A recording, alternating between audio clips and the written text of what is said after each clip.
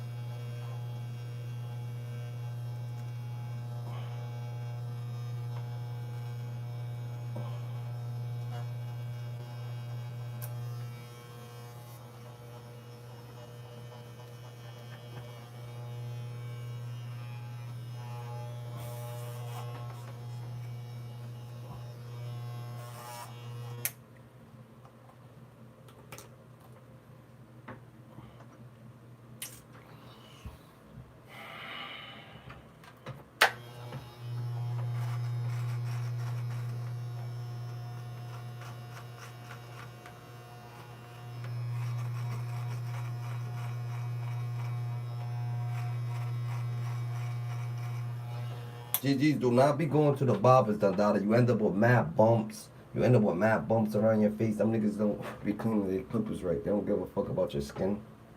They probably don't even know.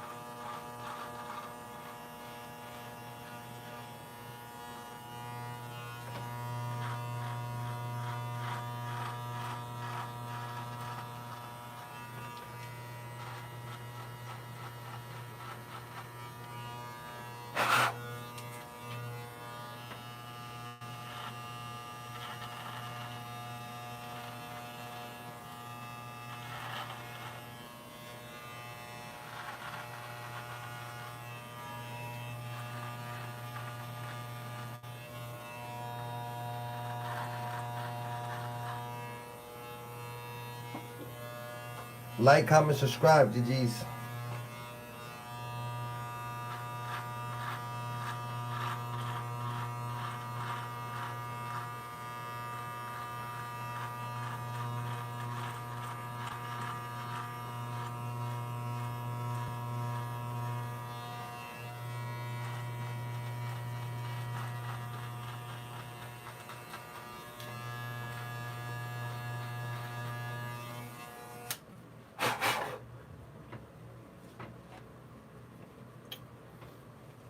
What the fuck, your nails, your finger? What the fuck, there's no way there's not poop under them things. Where you see poop? Where? Like, relax.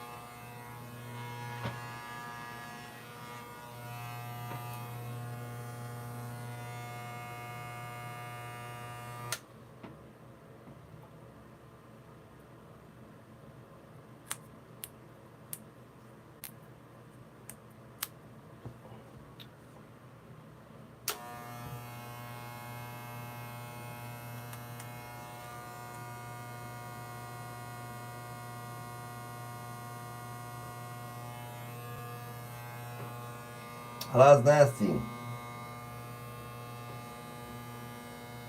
Get right.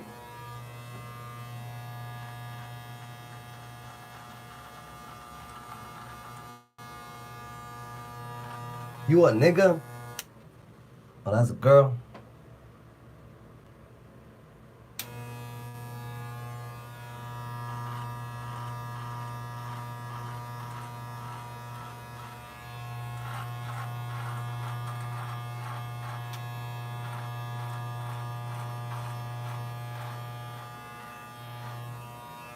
Even if I cut him, I'm not fingering you, so what does it matter? I don't got a finger. So you're the one that's fucking really thinking that's you want niggas to cut their nails so they could be fingering you, touching you and shit like that. What if I want to fucking touch you?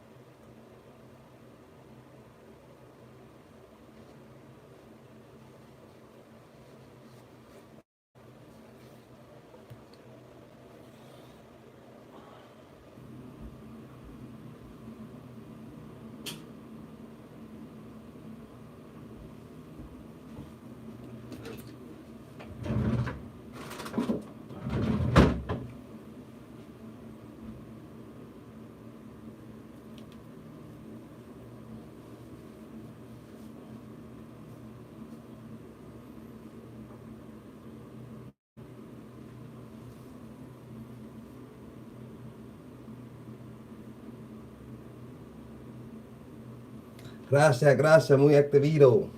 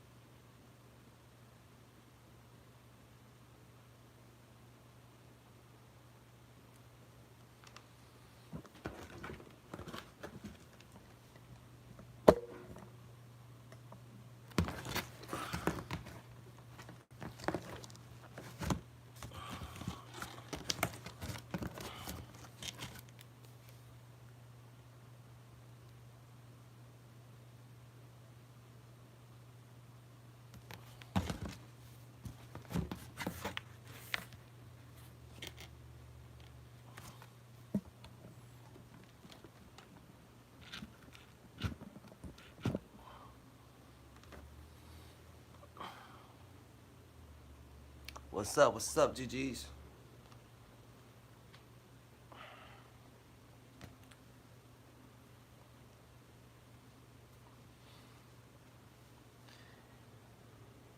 Me encanta tu piernas. ¿Quién tú? What the fuck? Tú eres un muchacho. Tú eres un pendejo.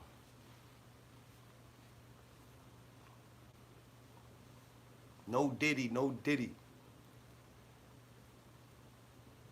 No Diddy. This nigga's fruity.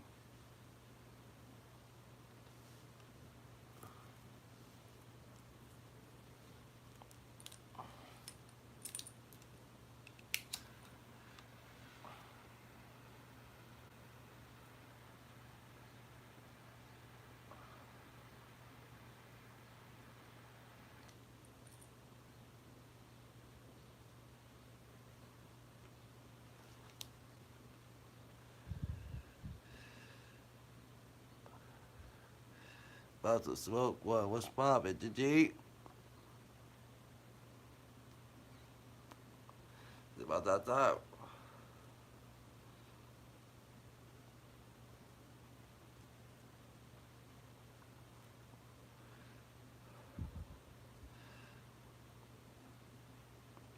Yeah, that nigga's on some fruity shit. That nigga's mad fruity.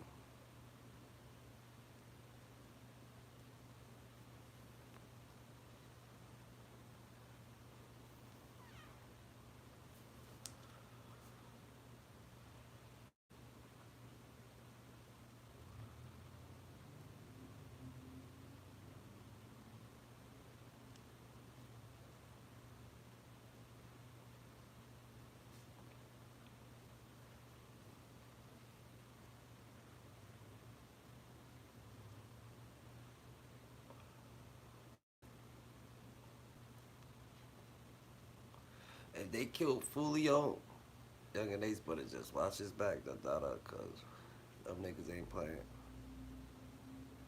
Only Fulio's alive. I mean dead, so one of the killers still alive.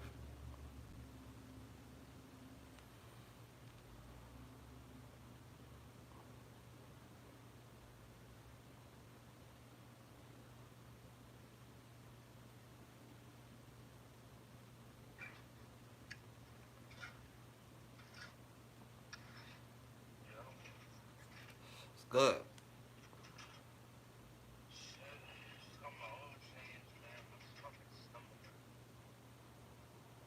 You said your stomach hurt?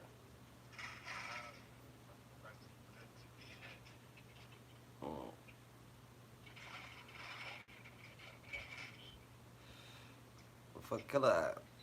supposed to be going to work too? His bitch ass. What time you went to bed?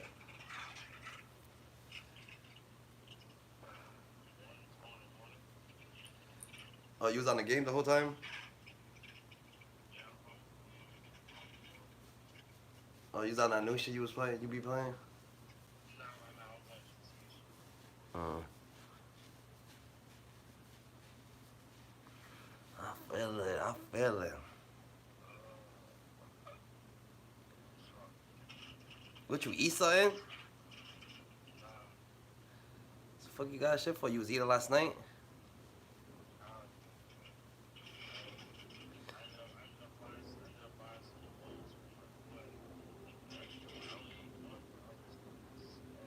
You end up buying what? What's bowls?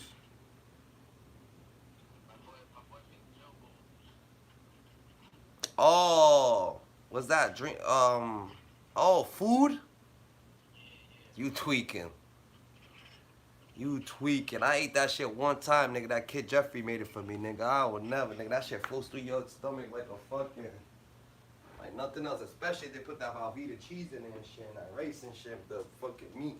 You had that one, bro. Oh no. With the rice, oh no. That shit run through you.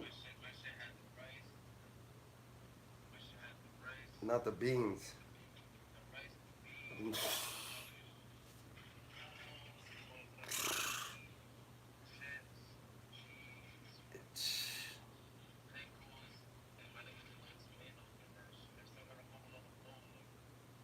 That's disgusting.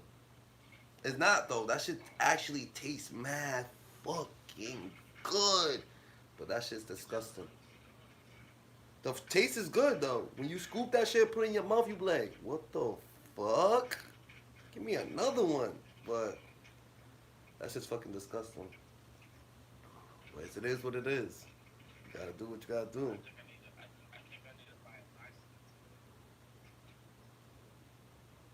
Maybe. If your ass been turning up. Yeah, we still talk to Friday. Friday's probably sleeping right now. Go look at the past lives. Friday was on the live like 2 days ago, a day ago. That's all you gotta do. When you say, yo, do you talk to Friday? That means that you're not a real true fan. Like, he be on here all the time. He's always on here. I shouldn't be having told y'all. Shit. This nigga's fucking over there fucking shitting on himself. He had a fucking gel bowl. Yeah, baby ate a gel bowl yesterday.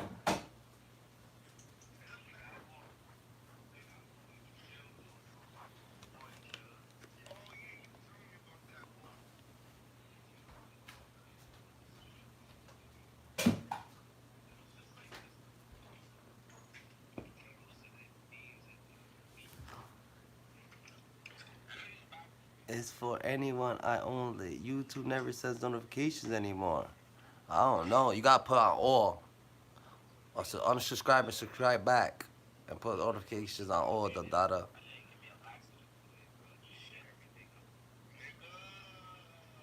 See lights when I'm active on the app, usually early mornings. I'm always on days and then.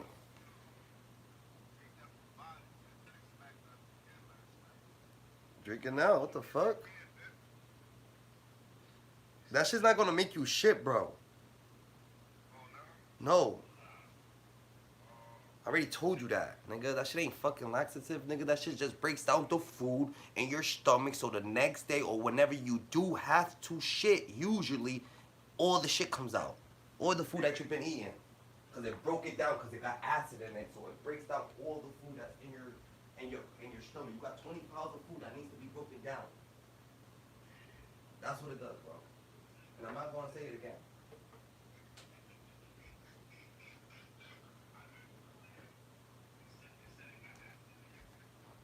Nah, because I be telling him, yo, take a sip. He's like, I don't know what the fuck it's going to do to me. So obviously he's thinking that it's going to make him shit. No, it don't. No, it don't. I'm not going to say it again.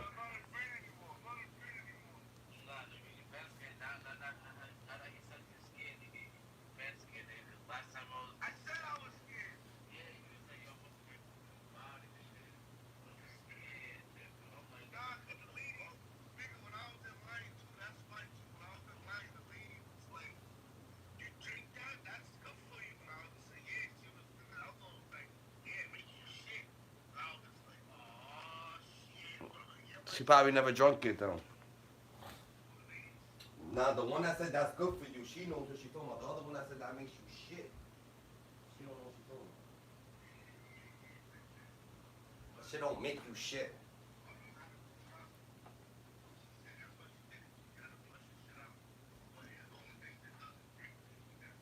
Yeah. It brings the food down.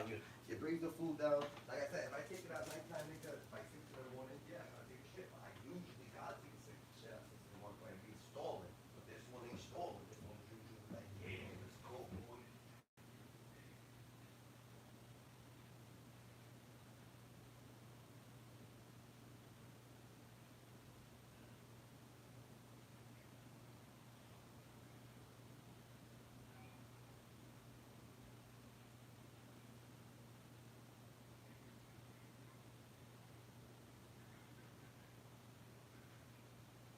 How's that good?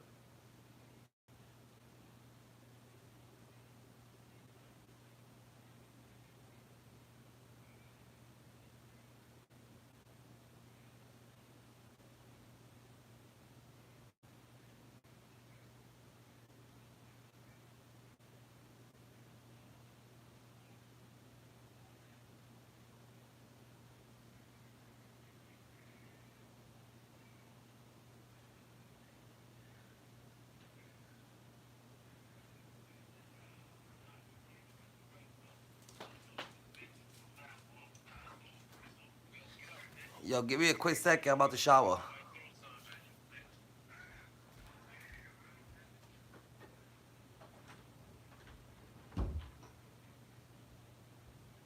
Why? What you end up doing yesterday? You ate the melatonin? How many? One? Huh?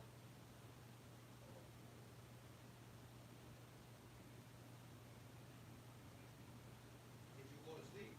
No, not. You went right to bed? Yeah, that's what it does. Like that shit ain't gonna put you to sleep either though. That shit just like that's so just how the melatonin is, it's just how you do if you really tired, then you go to sleep. If you really got a shit, of course you go to shit. Having a shit is just like you got a shit, so yeah, it's like that. But that shit don't put you to sleep, but if you're not tired, but if you are tired, yeah, it put you to sleep. So 8 hours, right? Like I eat, don't lose that shit, not, but that's how I feel.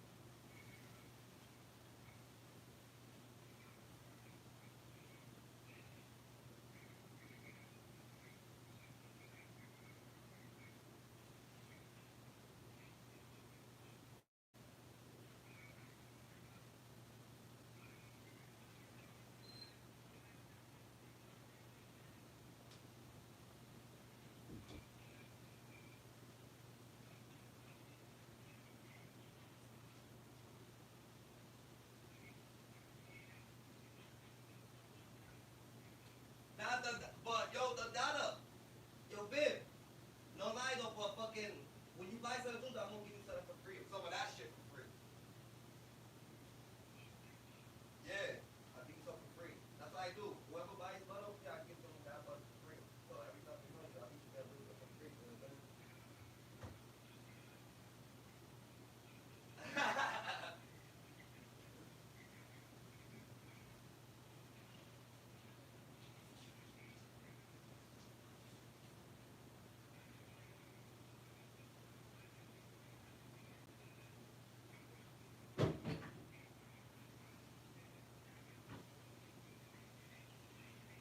Nigga, nigga, too, I got some fire ass shrooms. I got like a half a plate of some different type of shrooms.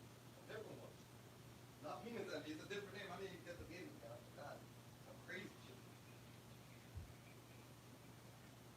I don't know. I got it, nigga. What up, though? Hold on, I'm in the shower.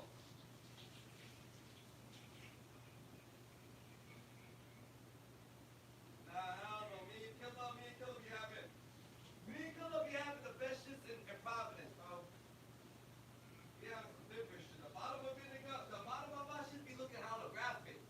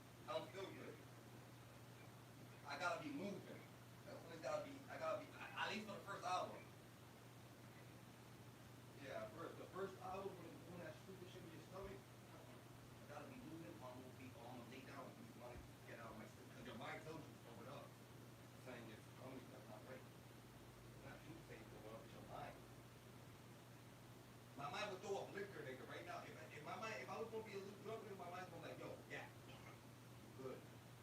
Get caught slip. Right there.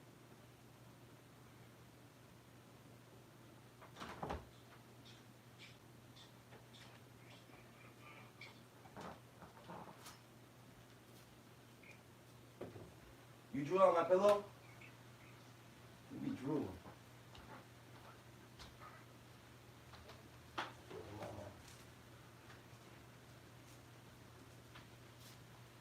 Oh, pillow. Get your shit together. Look it. You on the car shit? I'm on the. Oh my. Look at my shit. Bro, look at mine.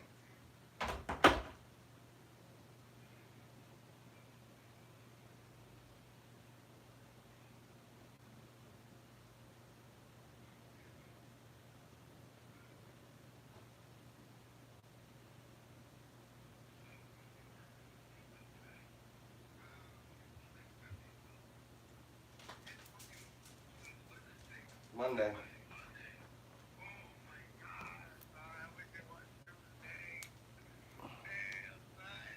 Bro, can you show to view outside your house?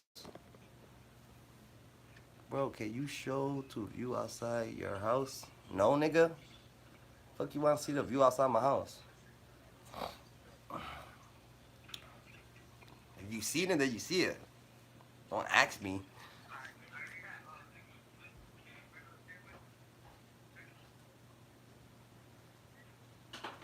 Nigga, I woke up this morning, bro. I woke up this morning, nigga. I woke up this morning when I ended the left, nigga. I had almost 5,000 views. 4,000 something. What the fuck? That shit's going up, nigga. This one's sleeping. I know, all morning. Why, you see me? And I was sleeping comfortably. I was scratching my ball. Now, was I moving or not? Or I was still? I was still? Sometimes you move when you sleep.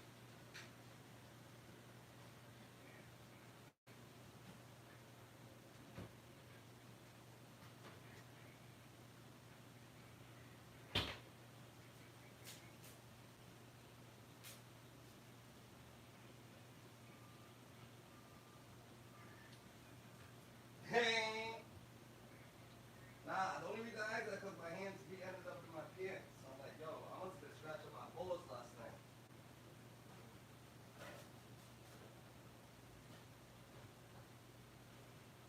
And I could tell if I was scratching because I got long ass nails. I leave marks. If I scratch my face or something, I'm gonna leave a scratch. If I scratch my body right here, look over. I have a couple red lines going right there. What the fuck? It used to be bad, nigga. I used to make myself bleed.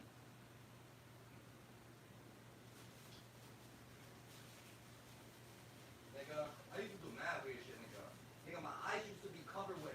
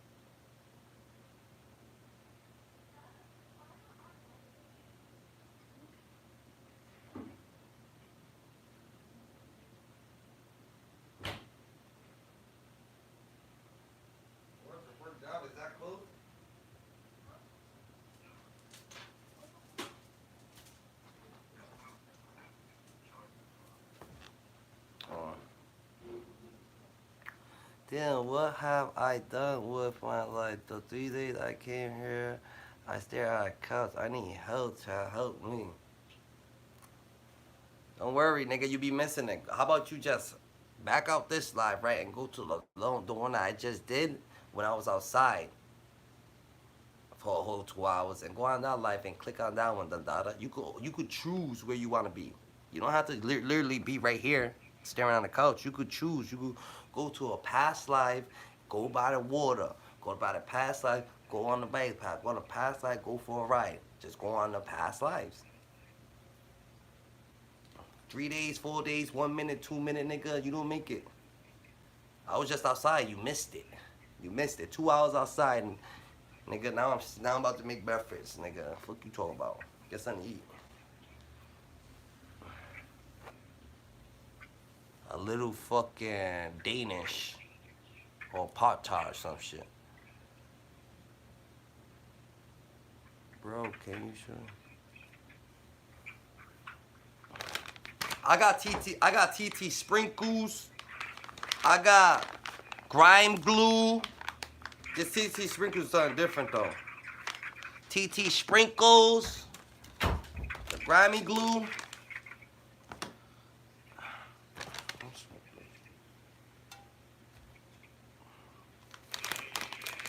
Nah, bro, fucking. That's not. Should I go outside? Yeah, go outside, nigga. Go to your backyard. Go somewhere. Go to the damn store. Go drive. Whatever you like to do, go do it.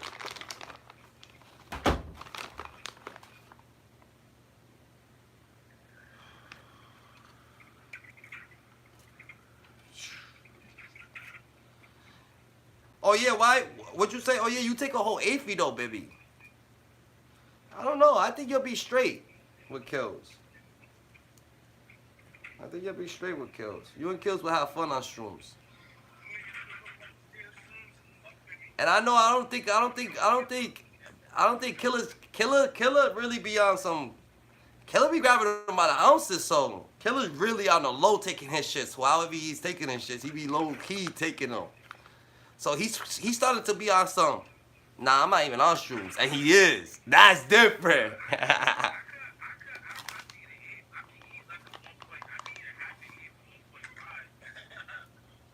Oh, and be good. Why you want so little? Why you want to eat a half an eighth, nigga? That's not who you are, bro. You used to complain. I rock. You need a whole eighth. You gotta experience the whole thing. Now Killer takes.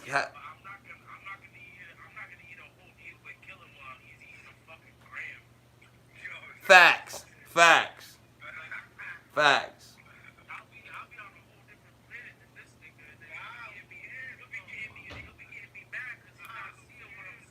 Facts. Facts.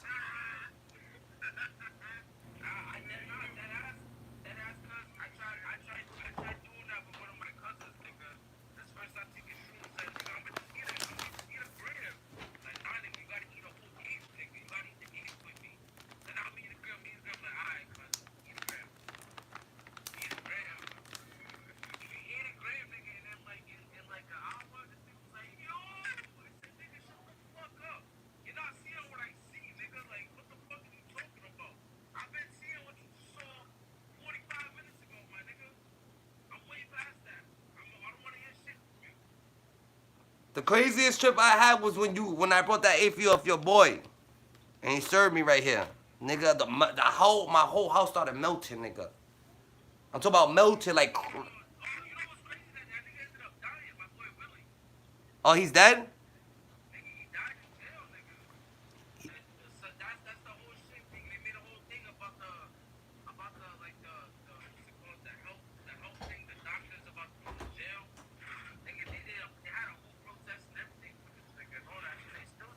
Nigga, that nigga died in you. That nigga died in what? In the feds? For what?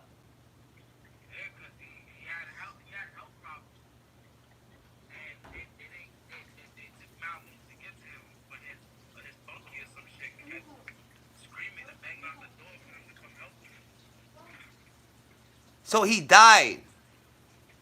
He must have did something though. He must have took some type of shit or something in jail. You think? Natural causes dead. That kid, that little kid. Not little, but That nigga had he had problems. Like he had health problems. He had health problems growing up. that's crazy. What type of health problems? I don't know. Niggas was always sick. I never. Diabetes or something maybe. I never really knew. I know that nigga was just he was always sick. Always going to the doctor. Oh. But he used to be like he used to act normal. It's just whenever he wasn't good, he wasn't good. Nigga used to be nice at ball and everything. He's nice at ball.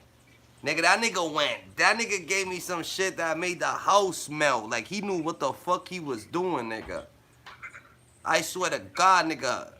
Nigga, the house started melting. I just started throwing up. I was like, yo, fuck that shit. I used to buy my tabs. I used to buy my tabs and the juice off of him and my boy.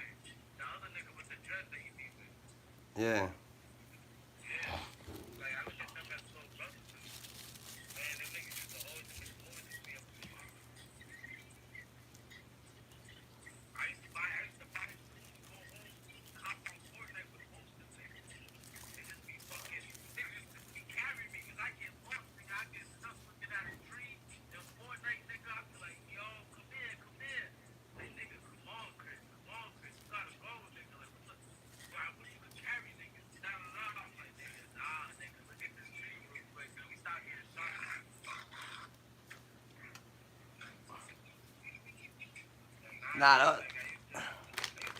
Nah, them tabs is different. I can get tabs. My boy got tapped for, he said he can give me taps for the low. Like, he was telling niggas, said, good. Yeah, the kid that I know that got thing, the kid that I know that said he had tabs, he said he had it for a price. Then he gonna hit me up and switch the price, so I just never hit him up. I'm not with that. You're not gonna tell me one price and then try to fucking, oh no, I rock fucking 10 for 80. Like you didn't say that before, bro. I know what you said before, nigga. You was talking about a sheet for a certain price. Now you wanna say this for 8, nah, nigga. But that's how much it goes for though. My boy got it. I could long time ago, but he still got some. He still got it though. He be having like he could sell 10. He'll sell 10 for 80 and shit like that. But that shit threw me off because he told me a different price. So I was just like, nigga, you be bugging. You know what I'm saying? I hate shit like that.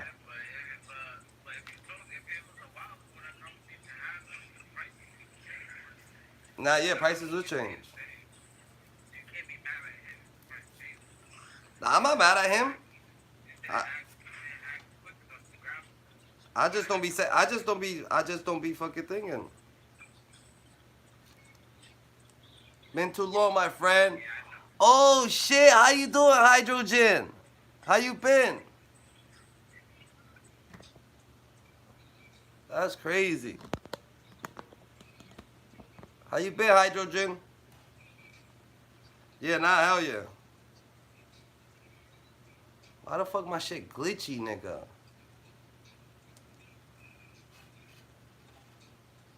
What's up, Hydrogen? Oh shit. My Pop Tart.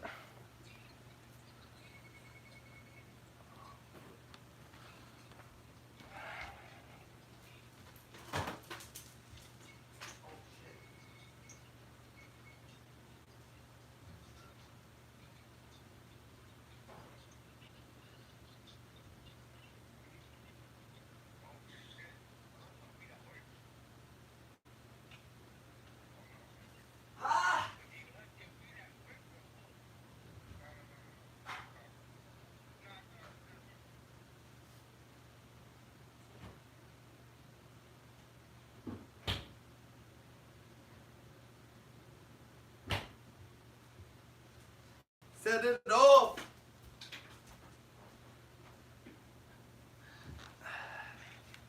I guess this is what we're gonna have. Little Pop Tart, apple juice. You know, I don't know where the fuck my straw went. that I had in my mouth. That's what I get for touching shit.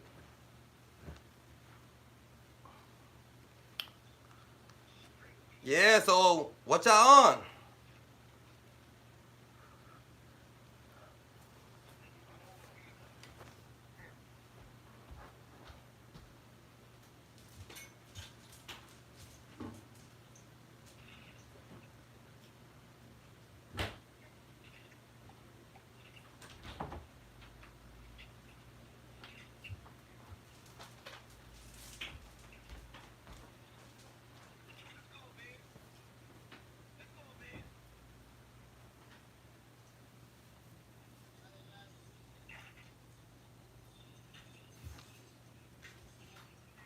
What you say?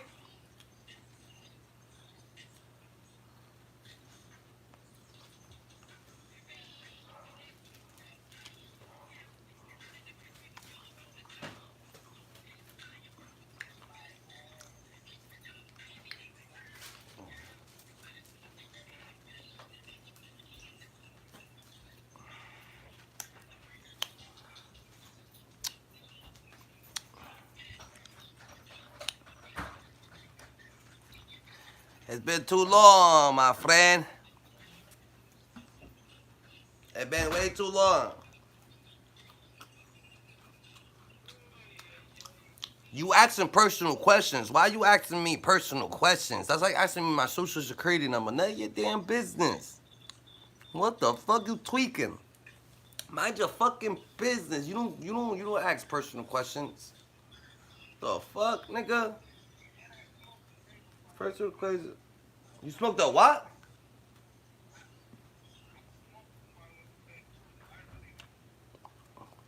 You gonna play Fortnite?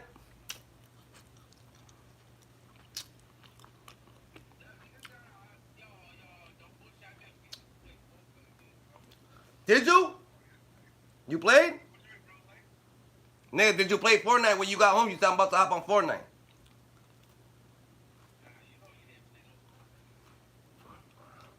I went my ass to bed.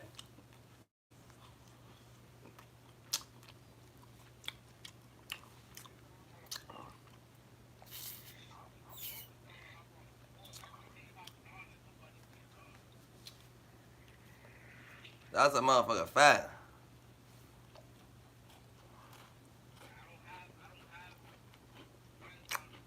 That's a whole motherfucking nigga too asking me them questions. A nigga came out here and said, what is going on here? Why don't you work? Like, what the fuck? That's fucking different, nigga. That's different. Nigga, worry about why do you work. Worry about why you work, nigga. How about that? Like, that's what you gotta worry about, nigga, because you got somewhere to be. You got somewhere to fucking be. I don't want to get into why I don't work and why I do work. I'm the type of nigga, I get crucified. I have supervised positions, I got plant management positions, I got order positions. Guess what? I don't want them shits. They say you gotta come at this table alone. I said, motherfucker, what the fuck? I don't suck dick. I don't suck dick. Nah, cause I'm gonna give him one more too. Nigga, this lady was working at a spot for like 15 years. This other dude was working there for 5 years. The nigga that was working there for 5 years, he happened to be manager. I happened to be getting the pallet jacks for this lady. He told the lady, stop asking me for help. I said, you're not asking for me to help. I'm willing to help. You've been here 65 years and you've been here for 15 years and shit. The nigga comes up to me and tells me, yo, stop helping her. I said, what? What the fuck you talking about, nigga? You can't tell me stop helping her. It's my job. I'm already ahead of job, and I'm going over here to help her, nigga. Like, you can't tell me stop helping her. He said, yes, I can. I said, no, the fuck you can't. And I looked at him. Then the lady wants to come over here and be like, mijo, calm down, calm down. She made it something it wasn't. So, guess what? I got the boot, and guess what I did? I smiled. I was like, yeah, fuck, finally, nigga. I knew this day was coming. But guess what the ladies do? They started crying. And that happened to me like 3 or 4 jobs. I had ladies crying for me. Yeah, it's only ladies. Men just be like sad, you could tell. Real deal crying. So you never felt that before? You ain't me. Literally cry, nigga. I'm talking about. You gonna be okay. And I'm laughing like, I'm gonna be fine. But I do give people like food and shit every morning and shit. I won't lie. I'm a different type of person. I bring candy and shit to work. I think cause I'm so used to hustling. I feel like that's a block. Nigga, I be bringing I be bringing the crack, the Perkies, the this, the that, you know what I'm saying? I got the Reese's, the Snickers, the Twists, I got everything, nigga. What you need? What you need? And I'm giving it to you for conversation. And every time I give somebody something, guess what they do? They teach me something. They teach me their job. With no misleading. Because motherfuckers will try to mislead you. I never understood them people either. Working stupid. You gotta be very observant. Motherfuckers will teach you the wrong shit on purpose. Like, what the fuck? Why did you just do that, then? Like, you're slow. Those are people who like to waste time. I don't come to work to waste time. I don't go to no way to waste time and shit like that. So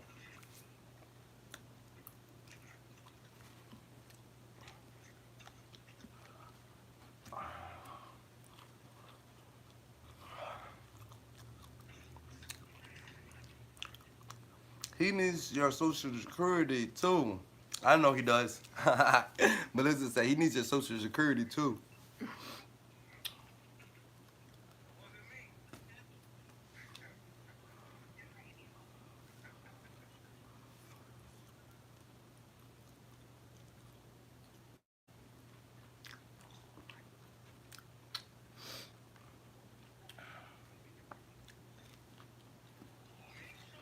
If you're a man, don't be worried about other people's lives. Worry about simply your own. And if you are worried, be willing to help. Don't ever ask somebody why ain't you working unless you got a job to give them.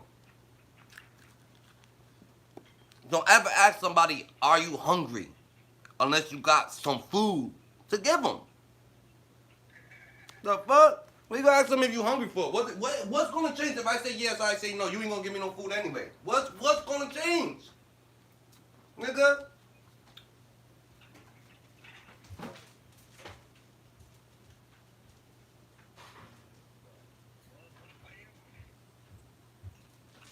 Exactly, ain't shit gonna change. So this is what it is with y'all. I'm gonna tell you this shit once and one time only, nigga. You have no heaven, you have no hell to put anybody in. Don't be so judgmental. Don't be fucking asking dumb ass fucking questions, bro. That's just fucking retarded. You're not living like that. Stop trying to find out information by asking questions, nigga. You only should be here to simply help. Simply fucking help. Don't ask me, do I work? Unless your ass gonna give me a job. What the fuck you asking me about work? No. Yeah. What done changed? What done changed? If I said yeah, if I said no. Sure. Should change. That's fucking retarded. Oh my god. What the man? Do you drink alcohol? Do you have alcohol? Bitch. So don't ask me if I drink alcohol, motherfucker. Do you smoke weed? Do you have weed? Fuck you mean? That's just pathetic. That's just mad judgmental. That's just judgmental. I'm not judgmental, bro.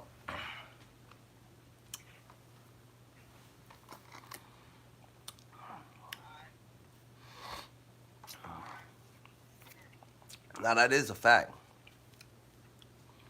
You just type different, and I don't get along with different.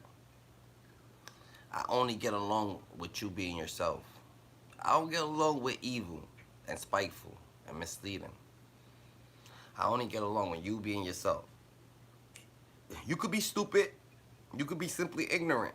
But that's you just being simply ignorant.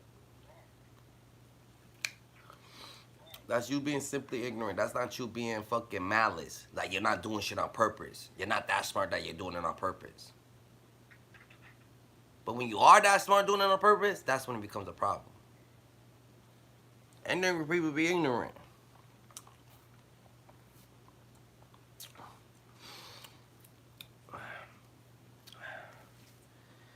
Roll up time.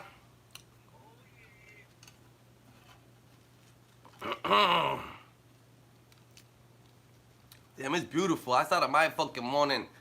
What time you? Oh yeah, you up though. You up is 11, but I started my morning at 6 in the morning. At 6 in the morning? Yeah, right.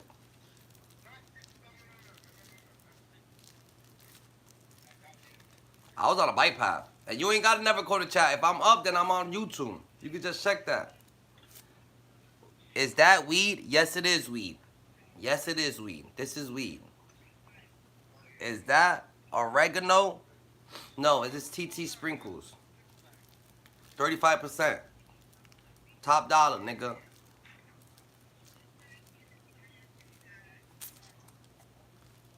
Like, why you always hating?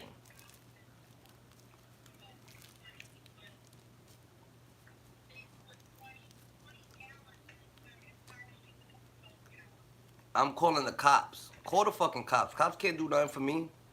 Cops can't do nothing to me. I smoke weed. I could smoke weed in front of the cops where I'm from. I light my blunt right in front of a fucking police officer. He'll probably ask me to hit it. Or he'll probably just keep telling me to keep smoking. Like, if a cop sees you smoking weed, he's gonna tell you keep smoking. Oh, yeah. Oh, fucking clown.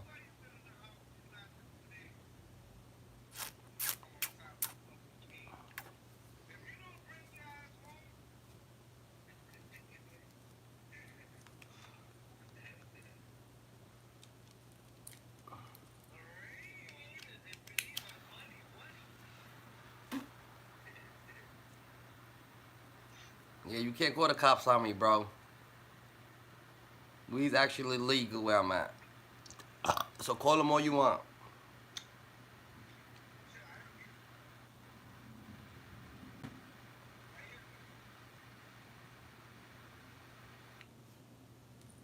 They calling the cops on you.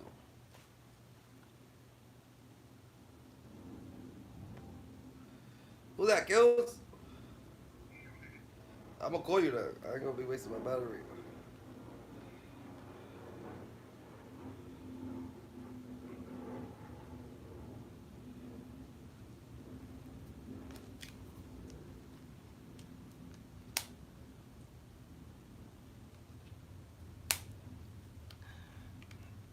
Why you call your viewers clown? Nah, I was calling you a clown.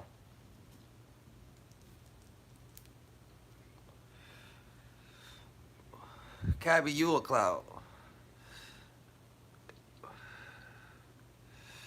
And that's a fact. Brother, is this grass? Mm-hmm.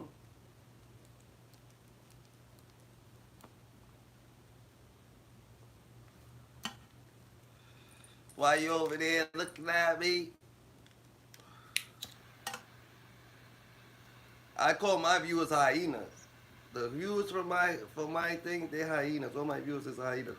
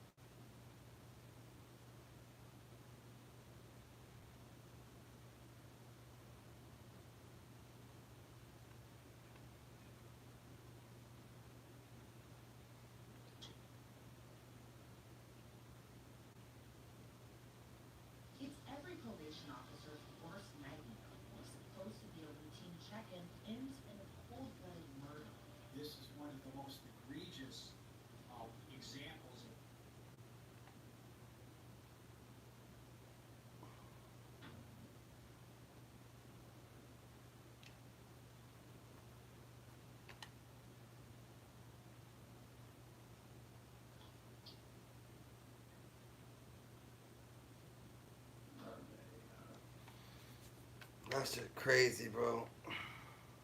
That shit crazy.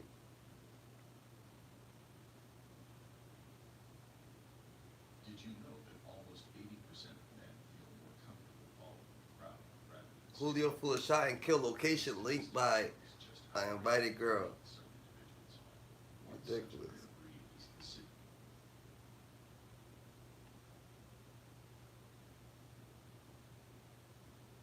Chosen one, have you ever wondered the reason you think suffering?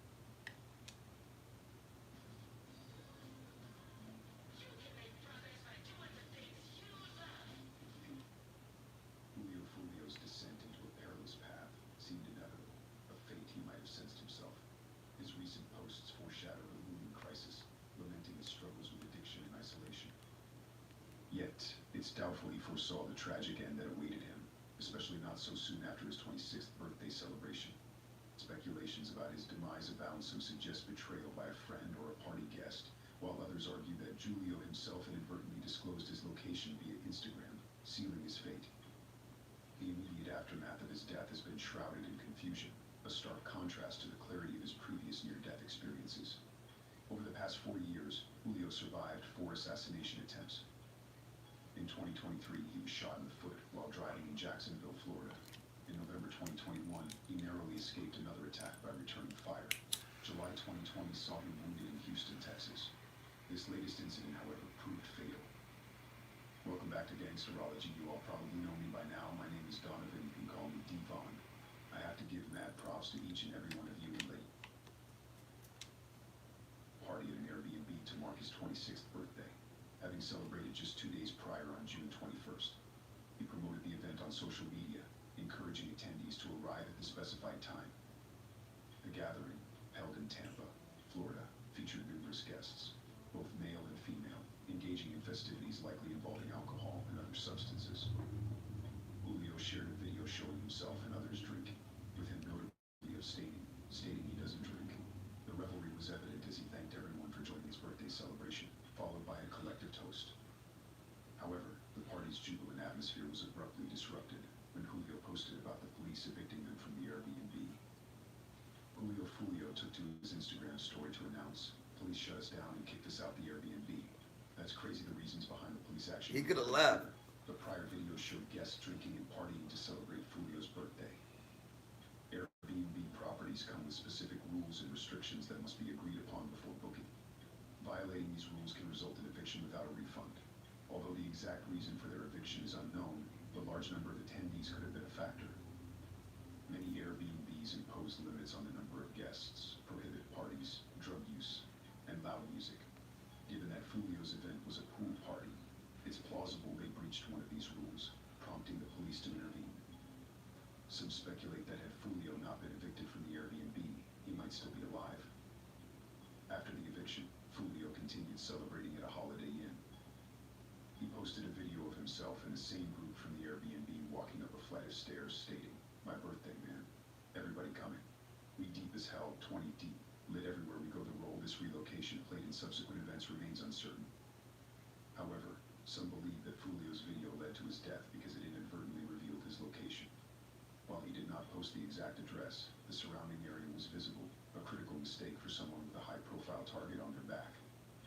Those familiar with street life understand the importance of keeping one's location hidden, as even the smallest hint can be enough for a determined adversary to find you. It is likely that Fulio knew better than to reveal his surroundings, but he was celebrating his birthday and had been drinking. Despite his usual abstinence, the alcohol may have impaired his judgment, leading to a fatal mistake.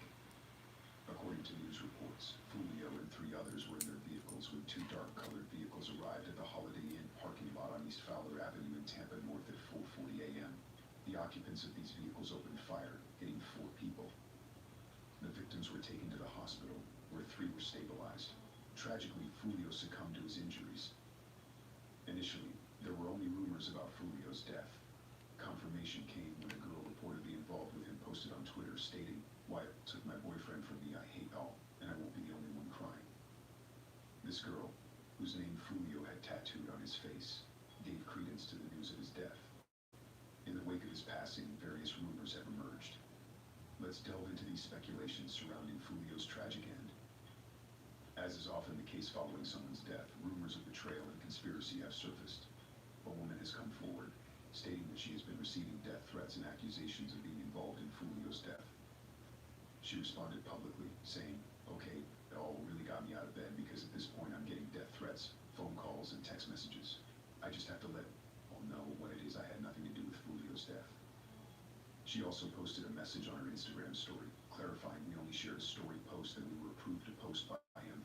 He himself approved us to share the post of our flyer, that we were tagged in a post that the artist himself posted. The whole night went perfectly, found with no bad vibes or negative energy. This was completely unexpected given how well the night went. Please stop with the fake rumors and posts, which are entirely inaccurate and false. In another slide, she added, "Straight DND, do not disturb. Stop calling me. I'm okay, bro. Leave me alone now." Here's why there are allegations that she may have played a part in setting Fulio up. She attended the party Fulio was at and posted videos in real time. This means that if Fulio was an enemy and you saw her story, you would know exactly where he was. Regardless of her intent, she was posting in real time and showed their location clearly. She revealed the club they were at and the surroundings of the hotel, which, as mentioned earlier, could be detrimental to anyone with serious enemies.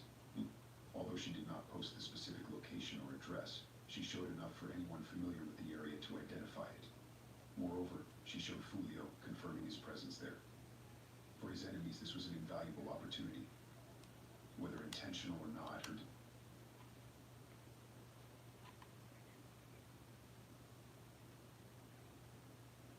Chosen one, have you ever wondered the reason you've been suffering? Well, I have some news for you. You may not be aware of it, but there's a crucial mistake you've been making. You've been paying for other people's mistakes, and it's important for you to recognize it. Karma is a fundamental concept in Buddhism that refers to the law of cause and effect. Buddhism. Buddhism is the only one.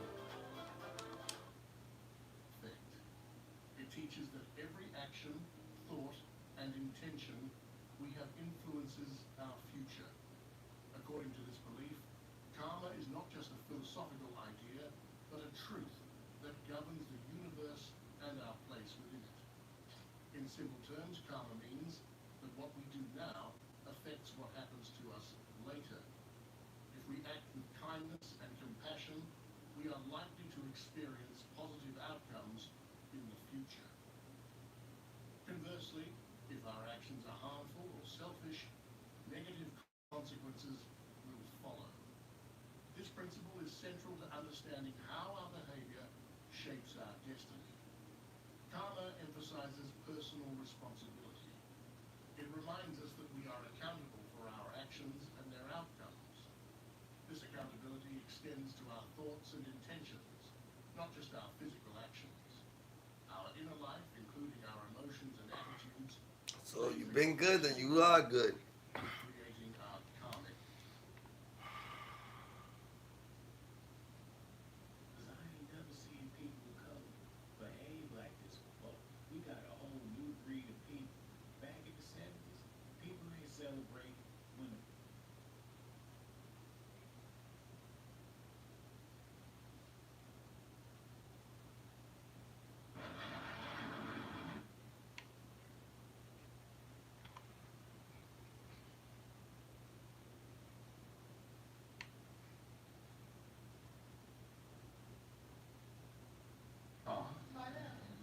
What the hell? What's good, bro? What the fuck kind of museum is this? What the fuck? Tell what?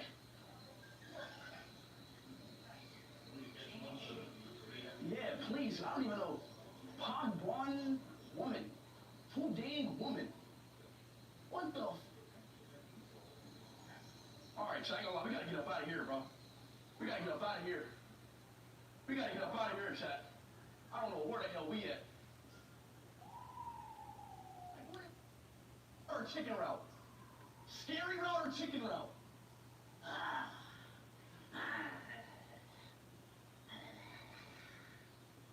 Scary route or chicken route? Fuck, That let's go nigga. scary route. No. What the fuck? Oh shit. Shamida, I guess. Over the past several months, they've been charged with both and attempt and allegedly conspired together to commit these crimes. Most of them were gang-related. 6 people were, one of them as young as 18 years old. Tap in with us, man. We gonna go ahead and have shit locked, man. Oh, God. Period. K ain't gonna.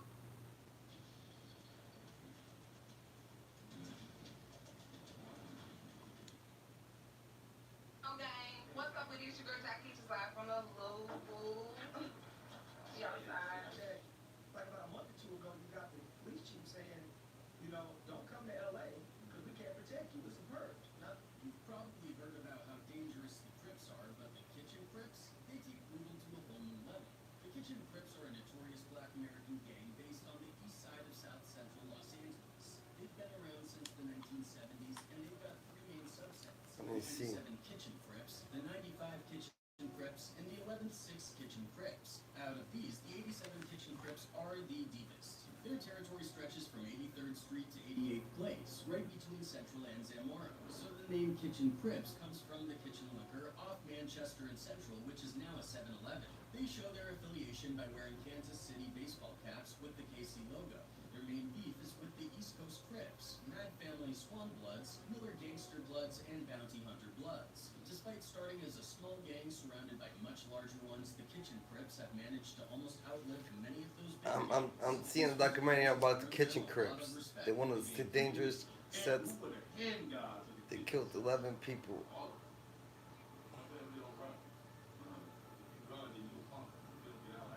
In 2021, the Kitchen Crips went on one of the most deadly sprees Los Angeles had ever seen.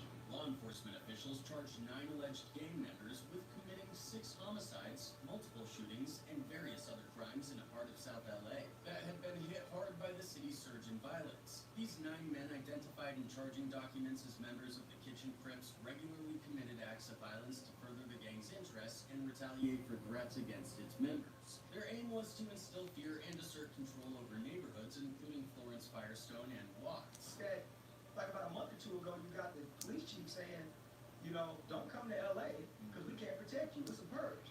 This deadly spree was triggered by the murder of a Kitchen Crips member on their turf on September 26, 2021. Among their victims were individuals the gang believed to be members of rival blood sets. Prosecutors alleged that one victim was a 61-year-old bystander who was K-worded when the men opened fire at a rival on a scooter. Another victim was K-worded when they fired into a crowd at the Nickerson Gardens public housing development. It was one gang that was terrorizing several communities, said Captain Adrian Gonzalez, commander of the LAPD South Bureau's Homicide Division. It's the gang life, and part of what they try to do is spread fear and influence. LA County District Attorney George Gasson, whose office filed a raft of charges against the men, including conspiracy to commit, said he is committed to making sure there are serious consequences for anyone who lacks compassion for another human life. He added that his office was working with the families of the victims to provide trauma-informed services. The accused members of the Kitchen Crips are Tyrese Brown, 28, Dejani Jervon Cruz, 27, James Patterson, 38, Mario Gonzalez, 20, Tony Gonzalez, 21, Daryl Jones, 43, Matthew Louis Mouton, 30, Louis Philippe Moratala, 21, and Alexander Padilla Yates, 27. All are residents of LA according to the police. The homicide victims, all of whom were fatally shot, including Aaron Sutton, 18, K-worded in Florence on November 15, 2021, Christopher Woods, 61, K-worded in Green Meadows on November 21, 2021, Timoni Lee, 24, K-worded in Nickerson Gardens and Watts on November 22, 2021, Cody Martin, 23, and Erica Dixon, 24, both K-worded in Florence Firestone on December 3, 2021, and Jamal Feimster, 29, K-worded in Florence on January 4th. Besides, the LAPD officials said these suspects were involved in a bunch of other crimes. Think multiple shootings, attempted murders, assaults, robberies, and stolen vehicles. Prosecutors claim that this deadly spree started after one of their own got gunned down on the evening of September 26, 2021. Here's the story. Brown and another Kitchen Crip were hanging out outside Brown's home on 116th Street when a member of a Bloods gang opened fire on them. Brown dodged the bullets, but the other guy, identified in the coroner's records as Cole Walker Haywood, 39, wasn't so lucky. He was K-worded. What happened next was like a real-life action movie, but much darker. prosecutors said that the Kitchen Crips went on a rampage of retaliatory shootings targeting people they thought were part of various Bloods gangs in South Los Angeles. The problem was sometimes they got the wrong people and innocent bystanders ended up dead or wounded. On November 15th, 2021, around noon, Mario Gonzalez was driving his car with Tony Gonzalez and Padilla Yates as passengers. They spotted Aaron Sutton, who they believed was a rival Bloods gang member. Tony Gonzalez and Padilla Yates hopped out of the car, chased Sutton, and Gonzalez shot him dead, according to prosecutors. Later that same day, someone shot at a house in the Kitchen Crips territory, so Maratala decided to retaliate with a shooting at a liquor store in a neighborhood claimed by the Swans, another Bloods gang. 6 days later, on November 21st, Mario Gonzalez saw someone riding a scooter in Swans territory and opened fire. He missed the person on the scooter, but ended up 61-year-old Christopher Woods instead. The violence didn't stop there. On November 22nd, 7 of the defendants gathered at Patterson's home on 116th Street, piled into 3 separate cars, and headed to Nickerson Gardens. There, Padilla Yates allegedly fired out of one of the car's windows, keyworded to Money Lee. By December 3rd, 2021, Mario Gonzalez and Padilla Yates spotted Cody Martin at a burger stand thinking he was affiliated with a Bloods gang. Later, Gonzalez saw Martin at a bus stop, went back to the burger place to pick up Padilla Yates and Maratala, and then returned to the bus stop in Maratala's girlfriend's car. One of the men shot Martin. Gonzalez, Padilla Yates, and Maratala were also charged with attempting to murder a man and a woman in the same shooting spree. Then, on January 4th, 2022, Mario and Tony Gonzalez saw Jamal Feemster at another bus stop and fatally shot him, believing he was a Bloods gang member. All the men arrested were held on bail ranging from $5 to $18 million, according to court records. Outside the South Los Angeles apartment building where Mario and Tony Gonzalez lived, a man who declined to give his name but claimed to be their uncle confirmed that they were brothers and members of the Kitchen Crips. He said he'd gone to a bail bonds office and figured they were accused of something serious because of the high bail amounts, but had no idea they'd been charged with murder until a reporter from the Times told him. He did not mention that he knew Mario Gonzalez's big homie had been K-worded in September 2021, which seemed to set something off in Mario, but beyond that, he said, "I don't know what to tell you." But the Kitchen Crips aren't the only dangerous subset out there. Ever heard of a gang so ruthless, so powerful that even the 2 biggest gangs had to team up just to take them on? That's the Grape Street Crips for you. This gang has built a reputation for bringing chaos and mayhem wherever they go. All the grapes show me love. All the grapes show me love. So picture this. It's the 1950s and LA is on the rise. The city is booming, becoming one of the most prosperous places in the country. Friday. Fantastic weather and beautiful beaches, and it was basically a paradise. It was so appealing that many people from the southern United States wanted to be a part of it. African Americans in particular saw LA as a utopia compared to the Send it to the Instagram. they were facing in the South. So hundreds of thousands of them moved to LA hoping for a better life. But when they got there, they found a very different reality waiting for them. Instead of being welcomed with open arms, they faced a lot of hostility. Back then, LA was about 95. Chevy Equinox has been ranked #1 by J.D. Power for dependability and new vehicle quality among compact SUVs. In other words, it's really good right from the start. Chevy Equinox, connected by OnStar. As a producer and DJ, nothing is more powerful than music. What's good? Ain't shit. What you on? Yeah. 5% white in the local Yeah. population You can hear me? was thrilled about the demographic changes. They did everything What's they good, could to nigga? make life difficult for the new residents. They even passed laws to ensure You about- that African Americans Yo! could only live south of Central Avenue, which is how the area known as South Central was Friday. conceived. This law essentially barred them from living in 80% of Los Angeles County, putting them at a significant disadvantage. Yo, Killer, you can hear me? Those who couldn't move to more upscale neighborhoods. They were pushed to the fringes of LA society. South Central, Watts, Yo, and Friday. Brooklyn were areas with large wartime housing complexes that were later converted into public housing units. Watts, in particular, had the highest concentration of public housing on the West Coast, with 1 out of every Yo. 3 residents living in these units. The way it worked, You can hear me, nigga? residents would pay 1/3 of their income in rent. So if you made $100 a month, your rent would be $33. However, half of the public housing residents in Watts were unemployed, meaning many of them lived rent-free. Over the years, those areas became hotbeds for all kinds of crime and danger. Things just kept getting worse and worse.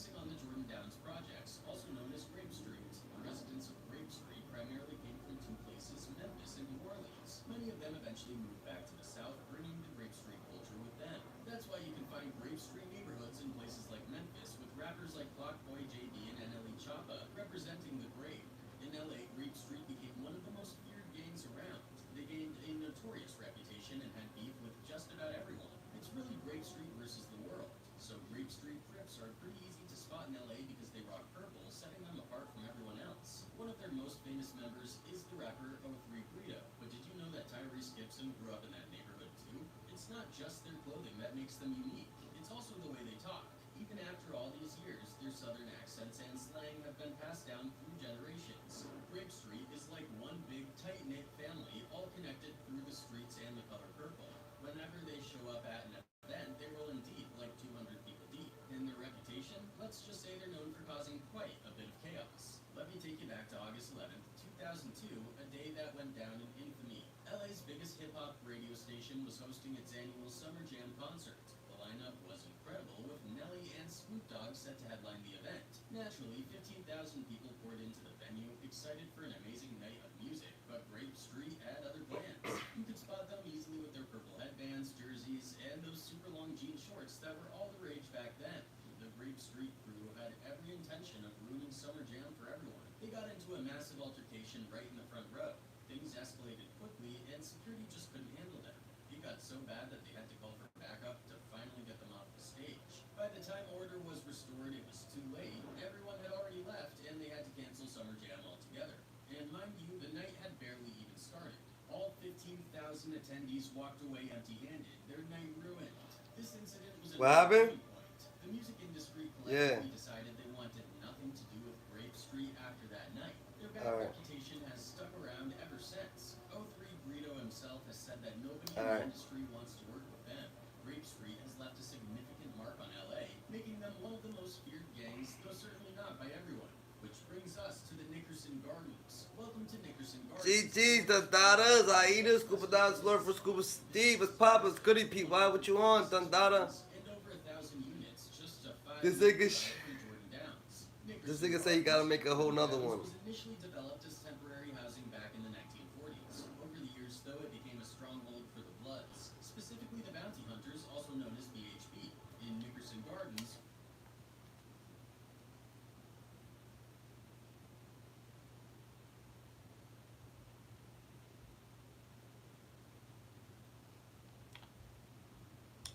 Jacksonville rapper Julio Fulio was shot and killed this morning, and now the internet is doing what the internet does, which is trying to crack the case before the police can crack it. The internet has identified two people as people of interest who may have backdoored Julio Fulio, and those two people are a Tampa promoter called Ari, who actually was the one who threw the event that Fulio was at, and a man called Beezy that Fulio was hanging out with all night. Let's start off with Ari. Now, Ari is a promoter who brought Fulio out to her event in Tampa.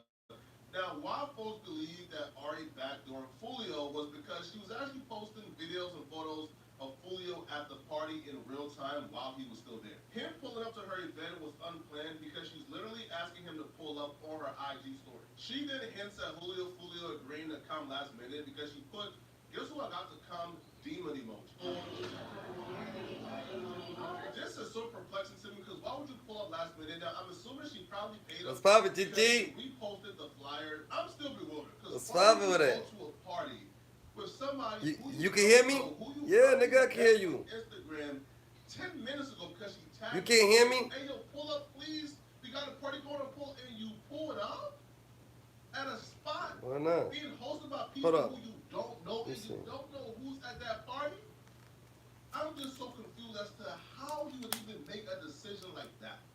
So now the fans are saying, yo, you posted Fulio on the story while he was still there. You the backdoor queen. Now she's responding Yo, to being called you the can hear me now? backdoor queen, and she's saying, yo, I have nothing What's to do good? with this. Okay, y'all could have got me on bed because You can hear me, right? death threats. I'm getting phone calls. I'm getting Oh, you got a dog? messages, and I just gotta let y'all know what it is. Like That's your dog right there? Oh, you babysitting? Oh, I see. That don't like Mama Friday, huh?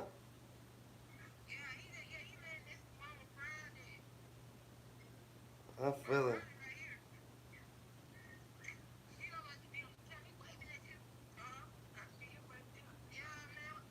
It's okay, Mama Friday. I've been good. They doing good. Look at there. Look at my daughter's room, Mama Friday. Look at my daughter's room right here. She got fishes. Hold on, it's coming back. She got fishes.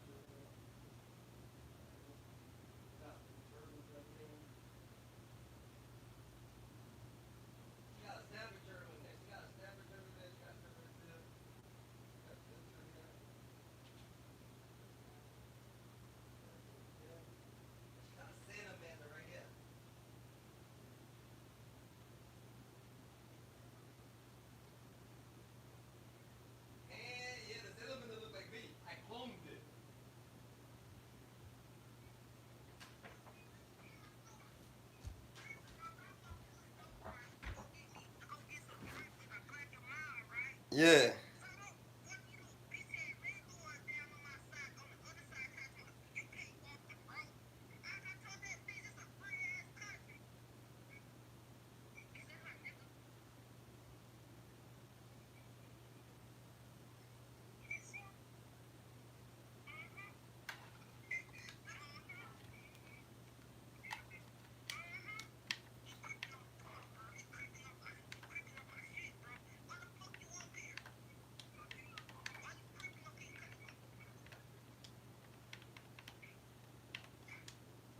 Who's creeping?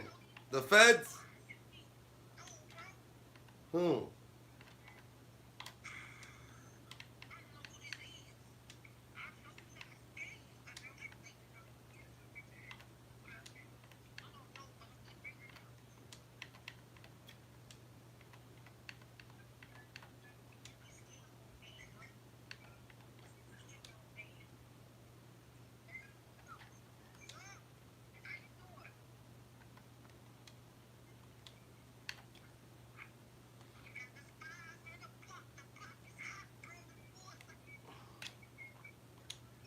The block is hot. The block is hot.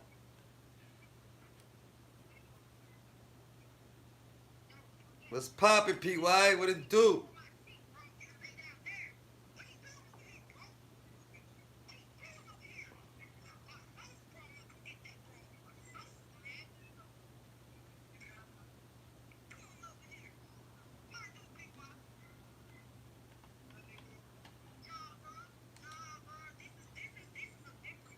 Let's hit them likes. Let's hit them likes.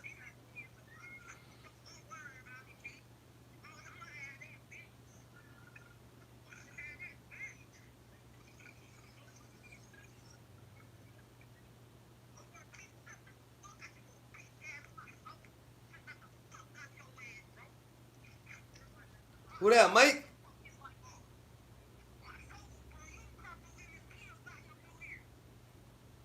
Beat that nigga's ass, nigga.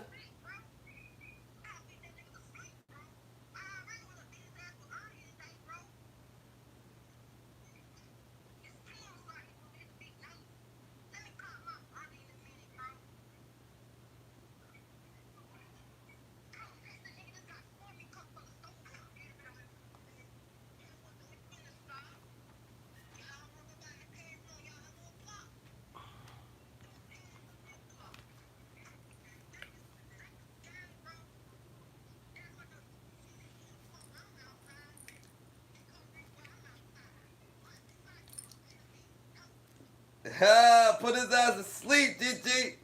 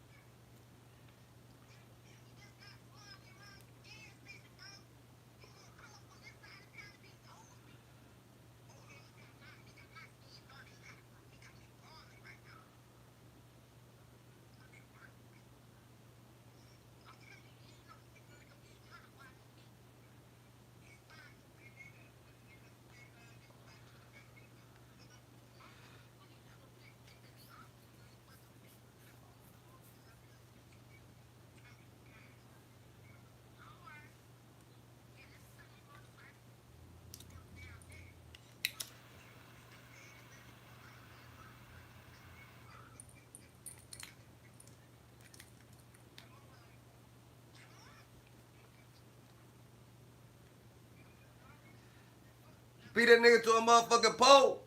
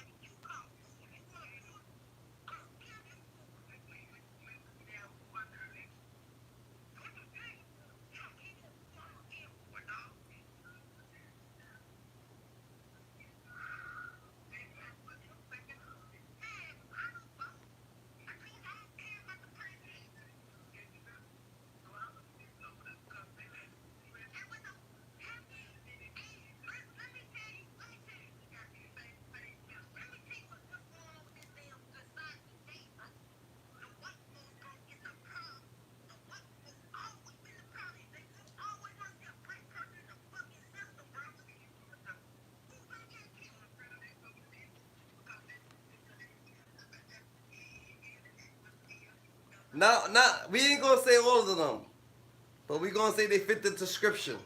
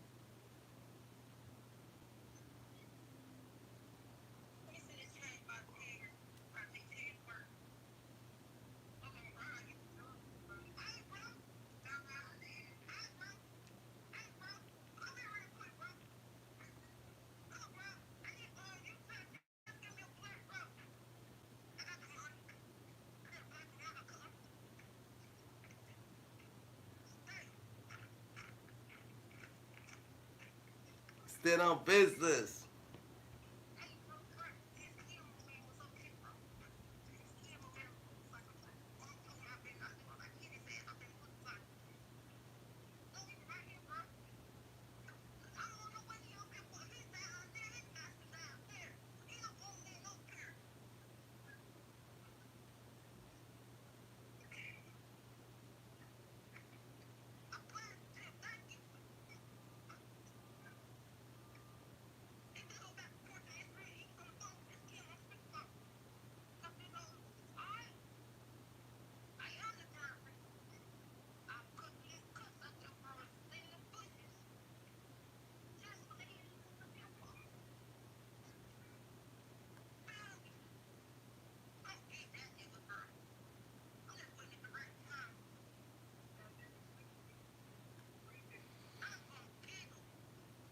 You gonna get that nigga?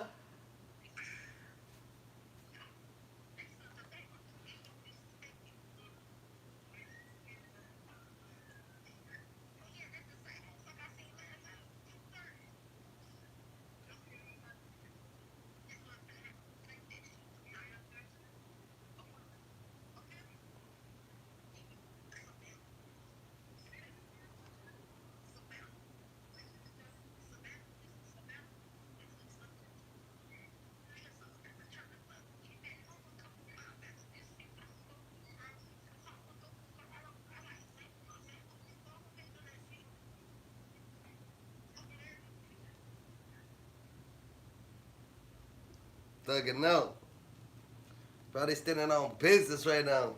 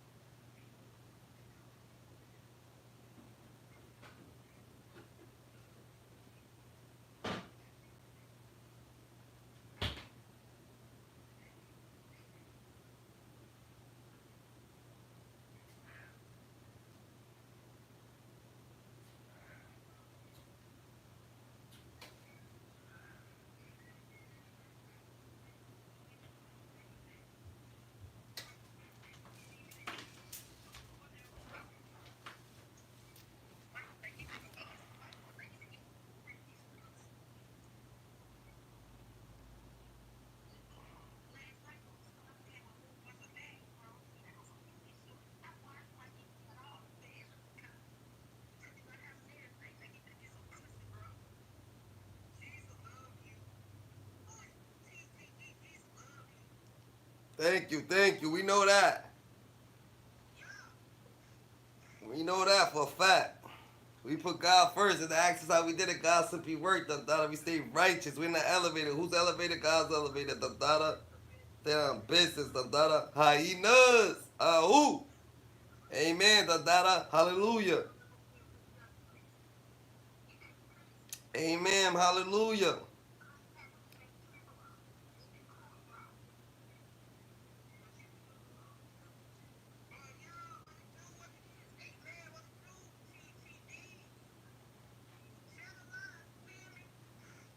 Like, comment, subscribe, hit the notification bell to get acquainted with us on the regular. You already know I be rocking the data. I rock. We got Friday. We thugging up for the best of the frequencies. We staying righteous. We staying gifted. We staying on top of business. The data. We building our pyramids brick by brick. You heard? We put God first. When they ask us how we do it, God simply worked. The data. That's what happens. God simply worked. GG.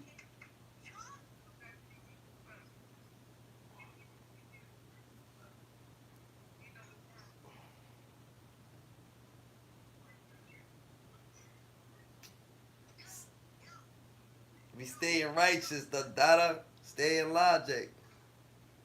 What's criminating out there, world? Stay thugging, we God's gangsters.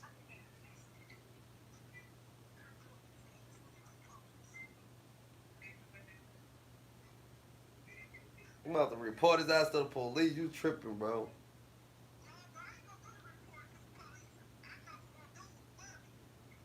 You different. Chill, chill.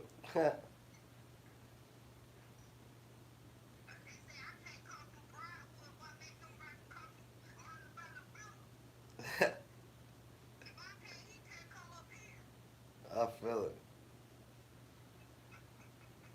My boy said, I see a stranger. I'm about to make the neighbor make a report. This nigga.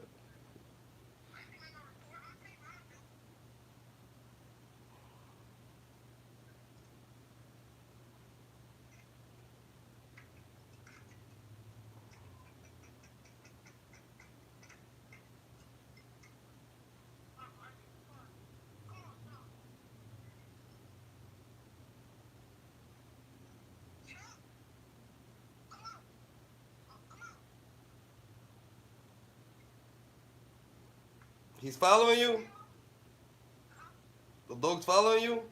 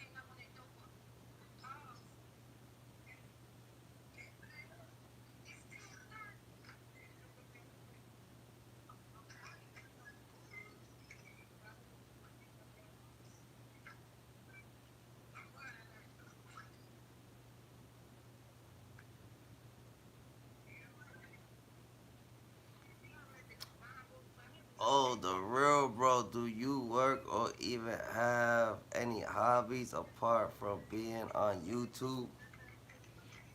This is my hobby. This is my life. That's why you can't really be a fucking a mod. That's why you can't be a mod destroyer. You come in here with that nonsense, nigga. You're not supposed to be. Why you worry about what I'm doing, nigga? You come on YouTube. Just chill on YouTube. Let's get right. Let's get righteous. Let's have some moments. Don't be asking me about anything. Do you got hobbies for me to do? Do you got a job for me to work? So don't talk.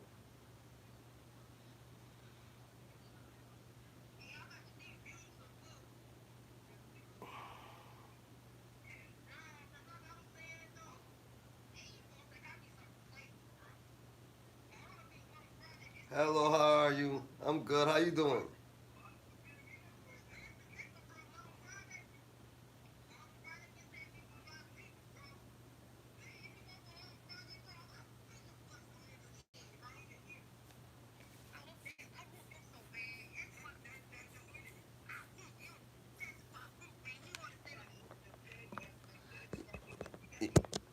He said that's your enemy?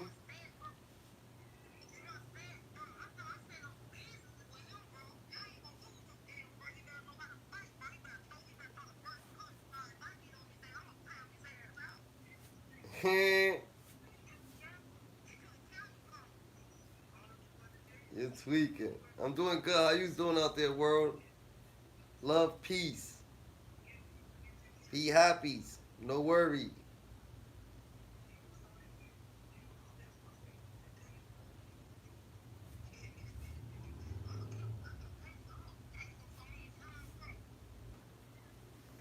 You down bad, huh? Your boyfriend out here making that money while you here begging for cash apps? Nah, never that. Why you so worried about so much information? Why you trying to gain so much information? Why you wanna know? I'm not asking about your personal life. Why the fuck do you wanna know what's going on with me, period? What you want my social security number? You want my social security number too? What you talking about?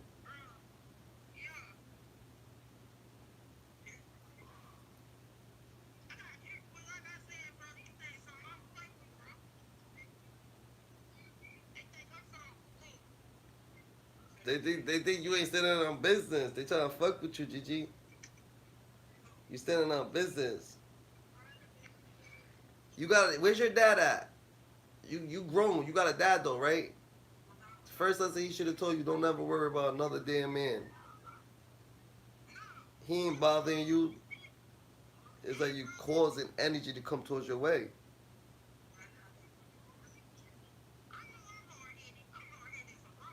If I ain't bothering you, Dundada, why you so fucking eager to try to fucking talk? Bad malice shit.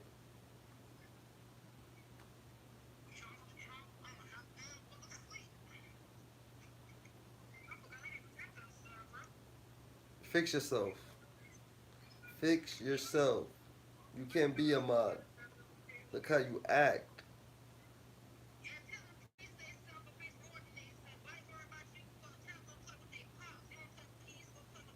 Go play with your dad, nigga. Friday said go play with your dad, nigga. Go play with your pops, nigga. Don't come over here trying to play with us, Gigi. We chilling.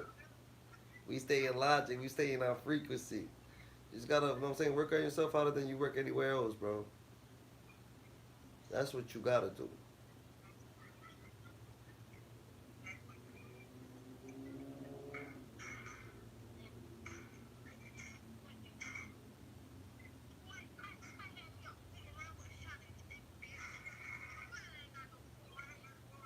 Sometimes you gotta see how people think.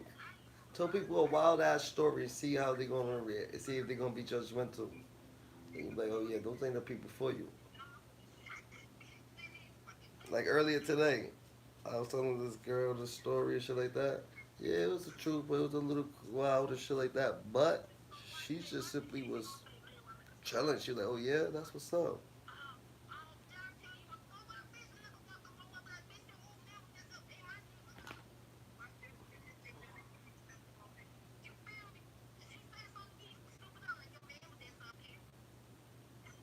He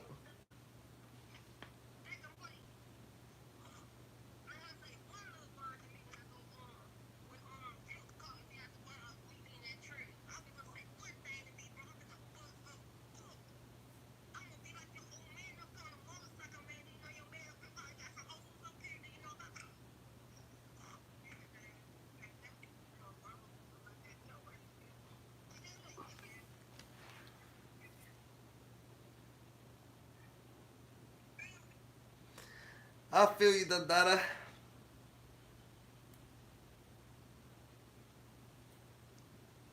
I feel it, nigga.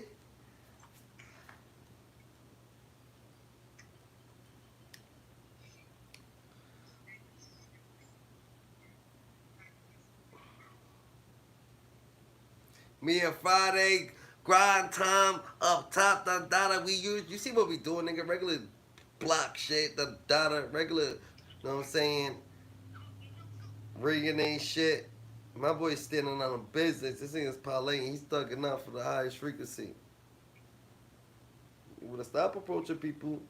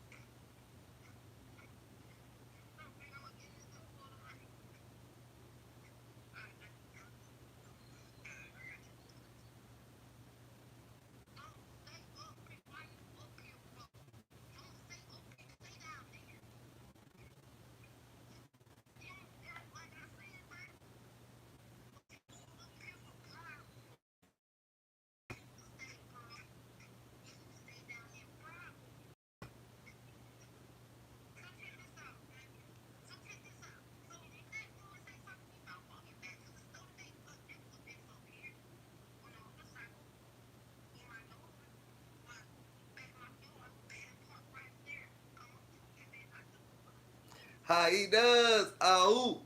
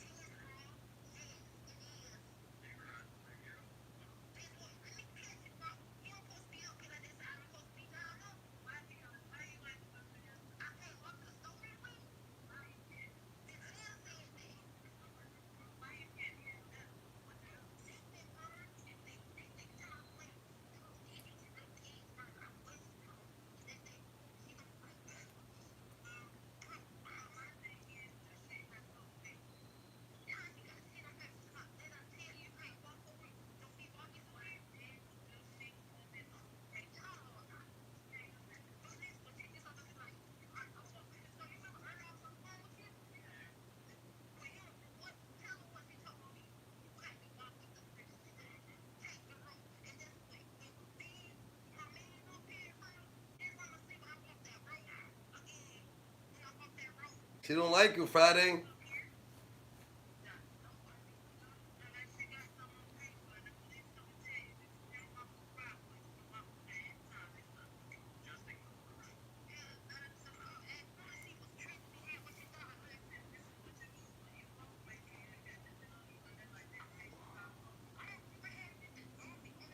If you was on this channel, you see that, yo.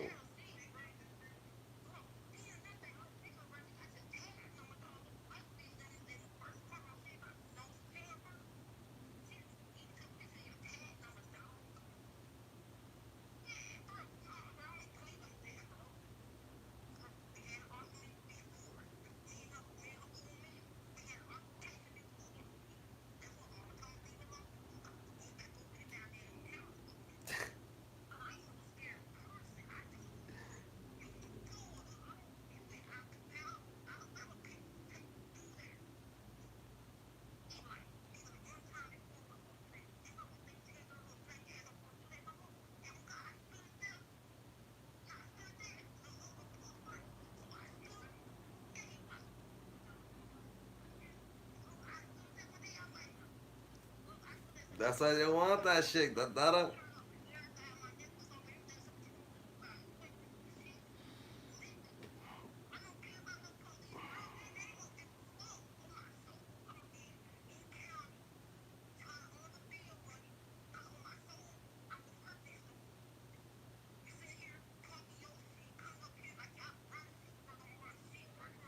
Yo, PY.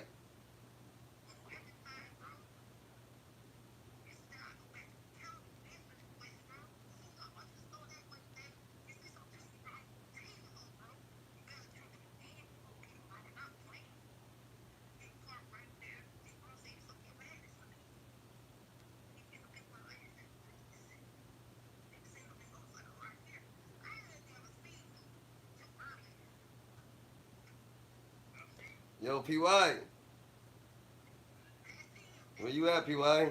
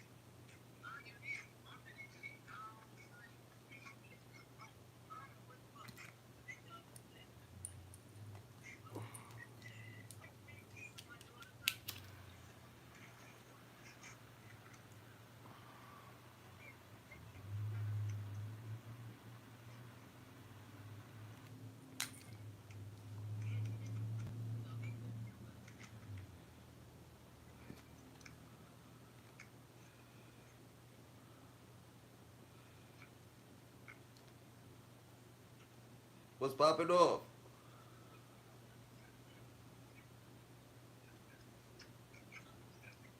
Yo, Friday.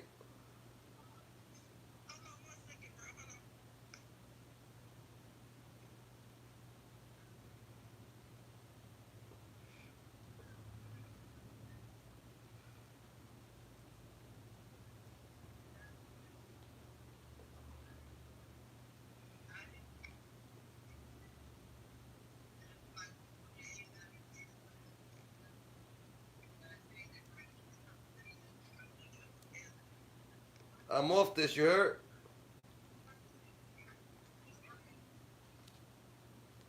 You heard, Friday?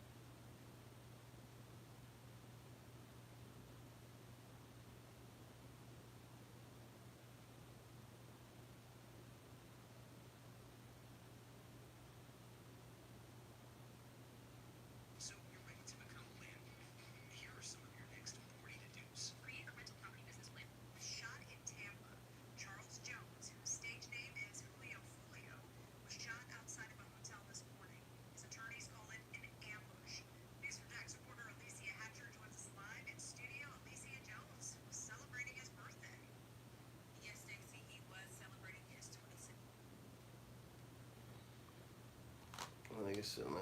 Ben's fucking celebrating his birthday, Dada. What's good, GG's? What you want?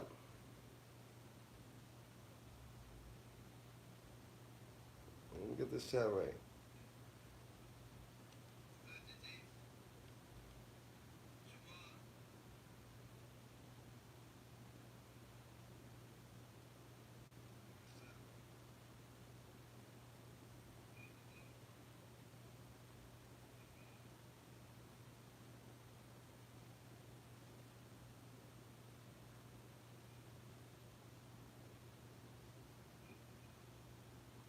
You heard?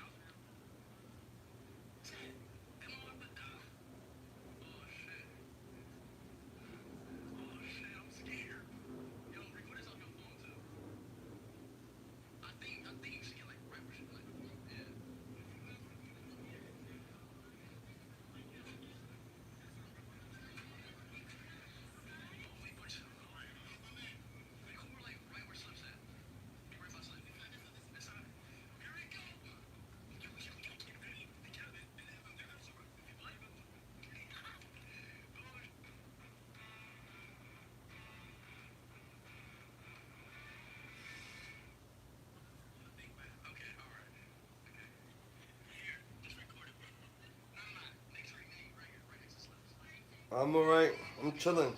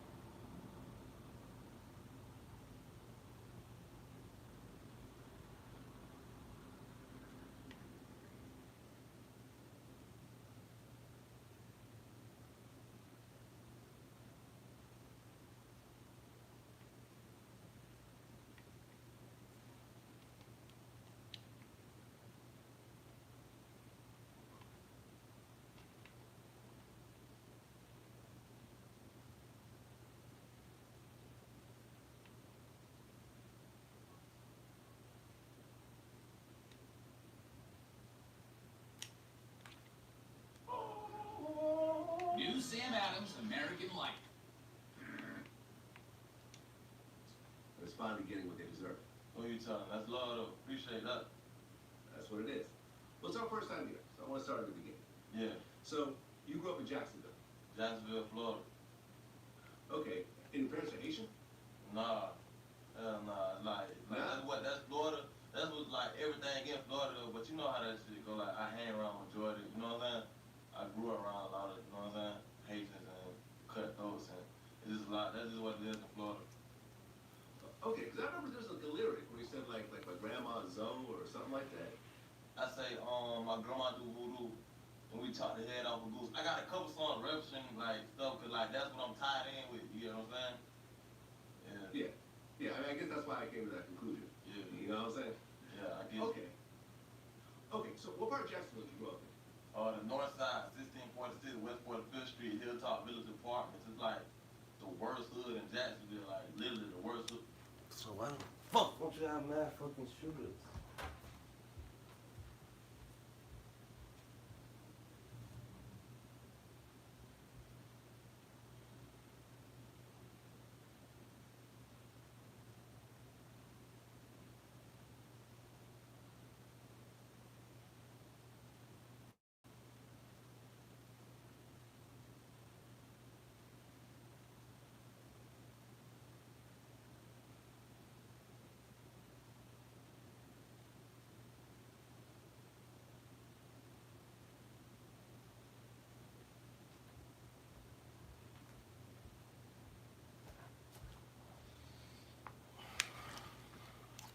Hilltop Village Apartments.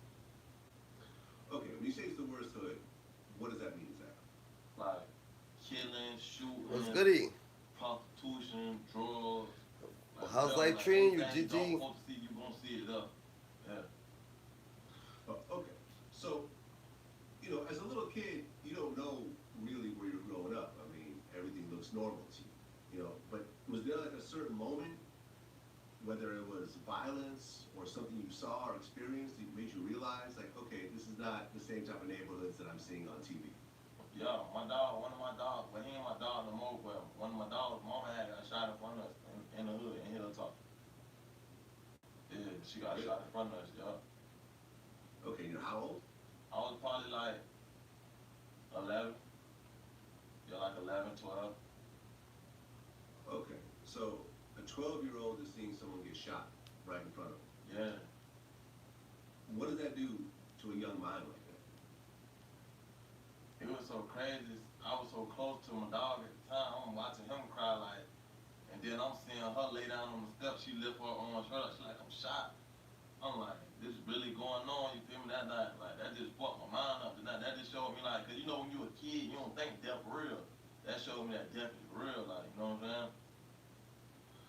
Okay, she actually died? Nah, she ain't died, but I'm looking at her bleed and, you know what I'm saying?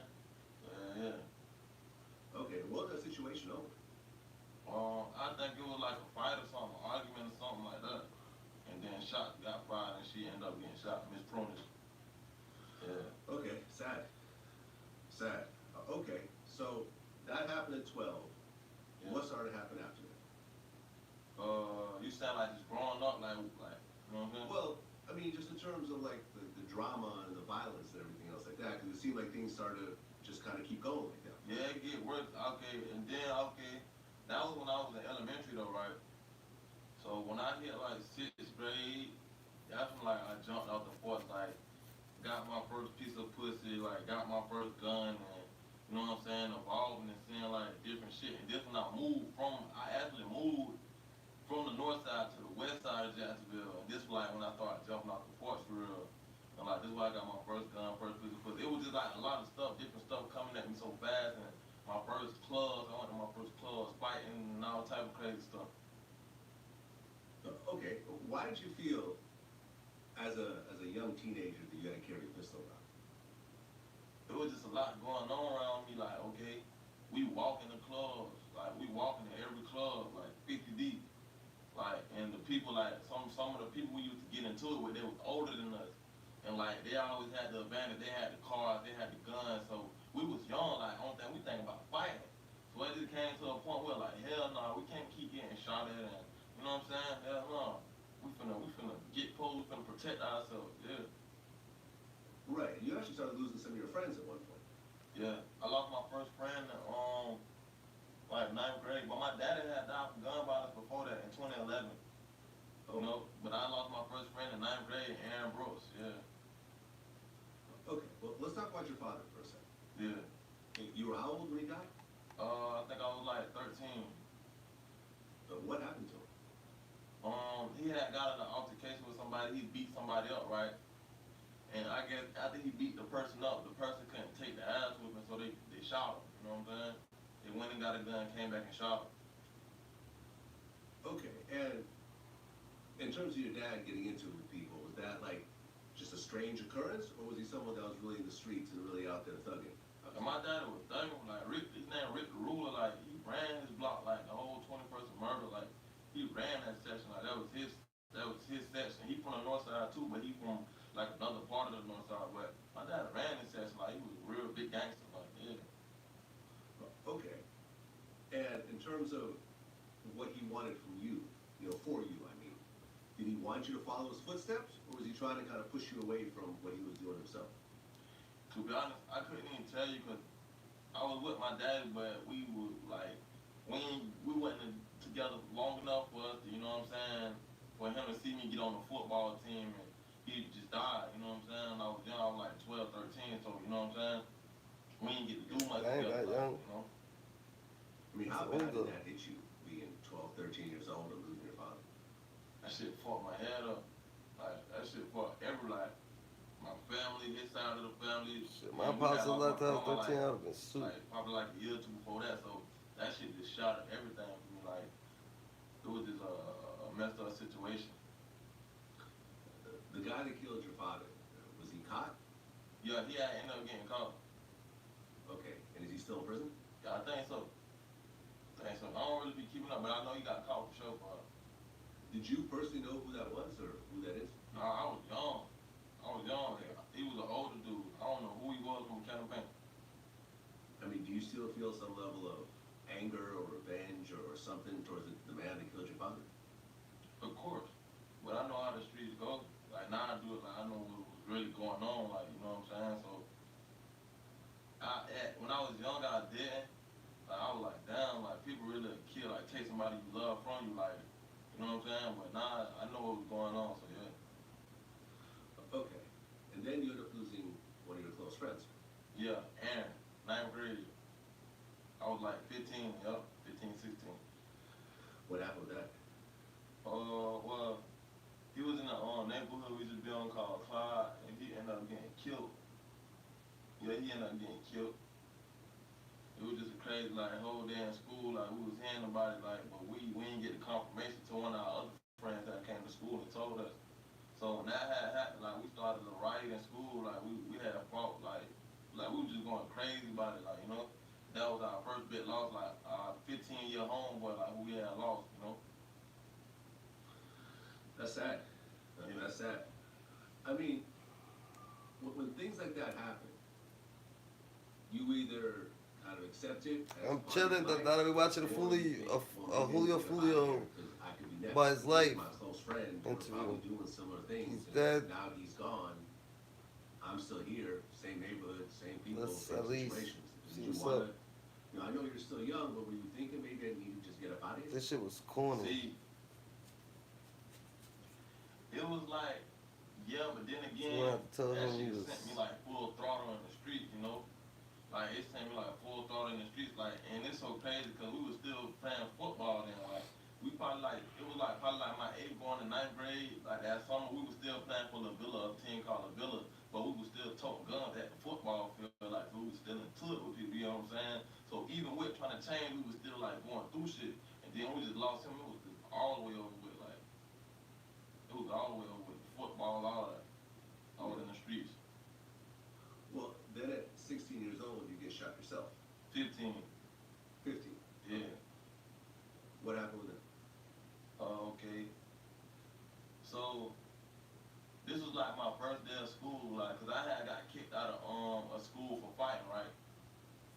They sent me to an alternative school in the Ox Hood who I was beefing with, like, they sent me, it's called Grand Park, they sent me to this school, right, in my Ox neighborhood.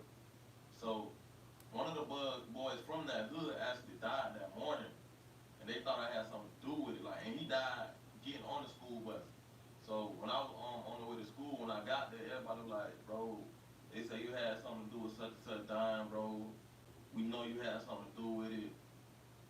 every time I needed a new phone, I had to switch carriers. I told him, at Verizon, everyone can get that iPhone 15 on them. Now that I got a huge storage and battery upgrade, I'm officially done switching. New and existing customers get iPhone 15 on us when they trade in any iPhone. Verizon.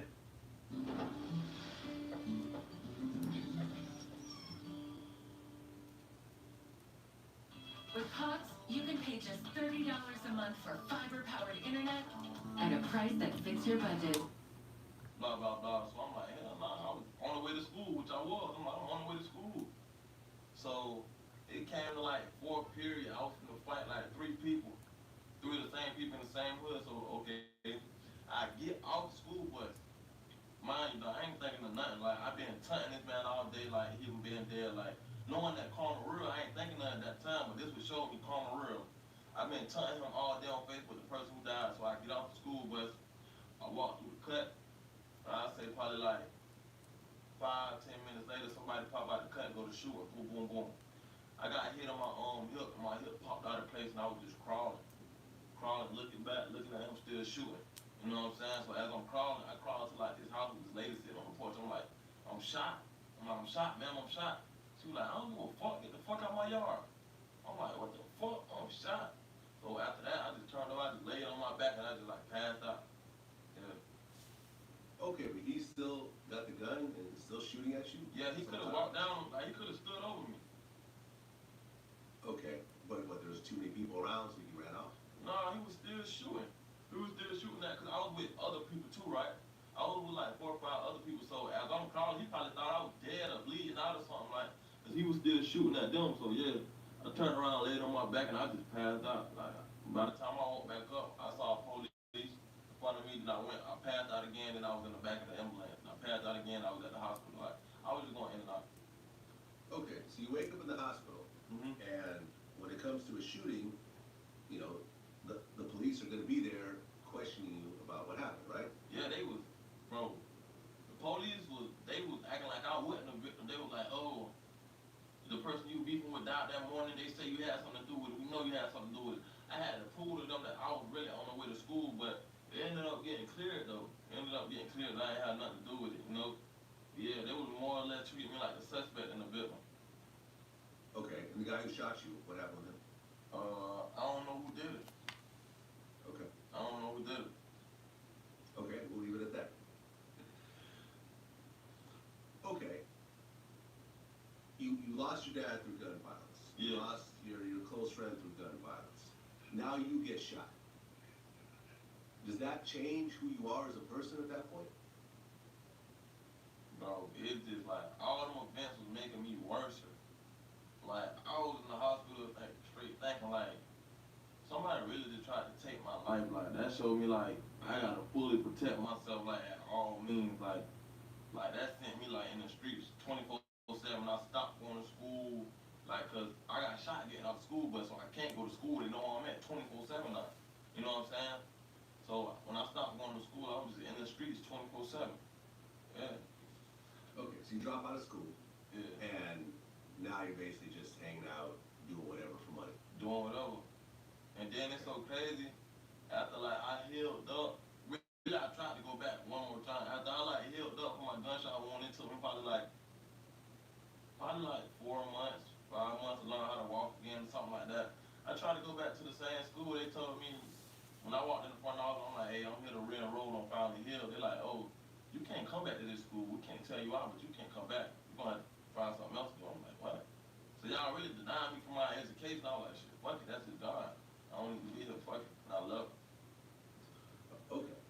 Yeah. During this time, were you starting to get arrested at all, or not really? Hi, Cody. I was getting arrested for little petty shit, like petty theft and like little shit. There wasn't no major shit yet. Okay. So you were getting arrested as a juvenile? Yeah. So they were sending you juvie, you would spend what, a couple weeks there? I probably spent like half a day or a day and then that let me straight out. I ain't kept a serious charge until I hit probably like 17 years old. Yeah, probably like, that was probably my first serious charge. I kept getting caught with guns. Okay, what happened at 17? So one day, me and 2 of my friends were deceased and one of my other homeboys, it was like Christmas Eve. It was like 12 o'clock. Matter of fact, it was Christmas. to a movie theater in something called Orange Park in Florida, right? So as we riding through the parking lot, we being young and ignorant. Like everybody we riding past, like we showing blasting the guns out the window, this and that, blah blah. So boom, we not even paying attention. Like the whole time we blasting the gun, showing everybody out the window. The police pulled behind us by like 2 deep, hit the lights. So we tried to take them on like a 10-15 second chase through the parking lot and got caught instantly. Like we got caught, they beat us up, all type of junk, threw us in the back of the car. We got caught with like 4 guns. Okay, and at that point, are you being charged as an adult or just a juvenile? They was trying to. I was the only juvenile in the car though. The rest of them, everybody else went to the county jail. I was the only juvenile. So when I went to juvie, that was probably the longest time I did in juvie. I probably did like a month. Yeah, I did like a month, and then they straight let me out. They let all us out. Okay, I mean, you got lucky. Lucky, yep. Lucky, because if you're catching other gun charges, I mean, they could have thrown a book at you. If I would have caught, they told me, if I would have caught one more, see in Jacksonville, you go to something, like when you're a juvenile, you go to programs. They said if I would have caught one more gun charge, I would have went to like a level 8, level 10 program. That's like probably 2 years, year and a half. You know what I'm saying? I would have went to a program. Okay, so you get lucky, you get 1 month. Yeah. Coming out after that month, did you be like, I need to change my life? Or are you like, all right, I'm going back to what I was doing before? Back to the streets. I went back, that's when I went to like, trying to like rap, like, cause I was always like, everybody knew me from knowing how to rap. I was dropping music, I had an old SoundCloud, like dropping stuff I recorded on my phone and on my laptop and stuff, but I wasn't trying to take it like, I ain't gonna say serious cause I ain't blow it yet, but I wasn't trying to like being in the real studio more. And once I did that, like it clicked in my head that I could rap like good and people wanted to take me serious, like, yeah. Okay, so now you're taking the rap seriously. I mean, you were doing it before as a teenager, but now it's like, all right, I need to either do this or I'm gonna end up just going back to prison or getting killed. Definitely. Okay, and was your name Julio in the beginning?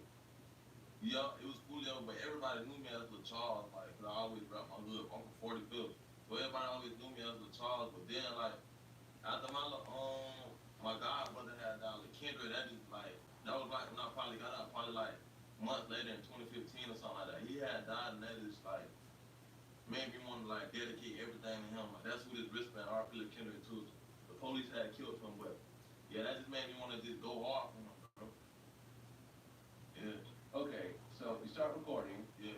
And are you dissing your enemies or some of your early stuff, or does that come a little bit later?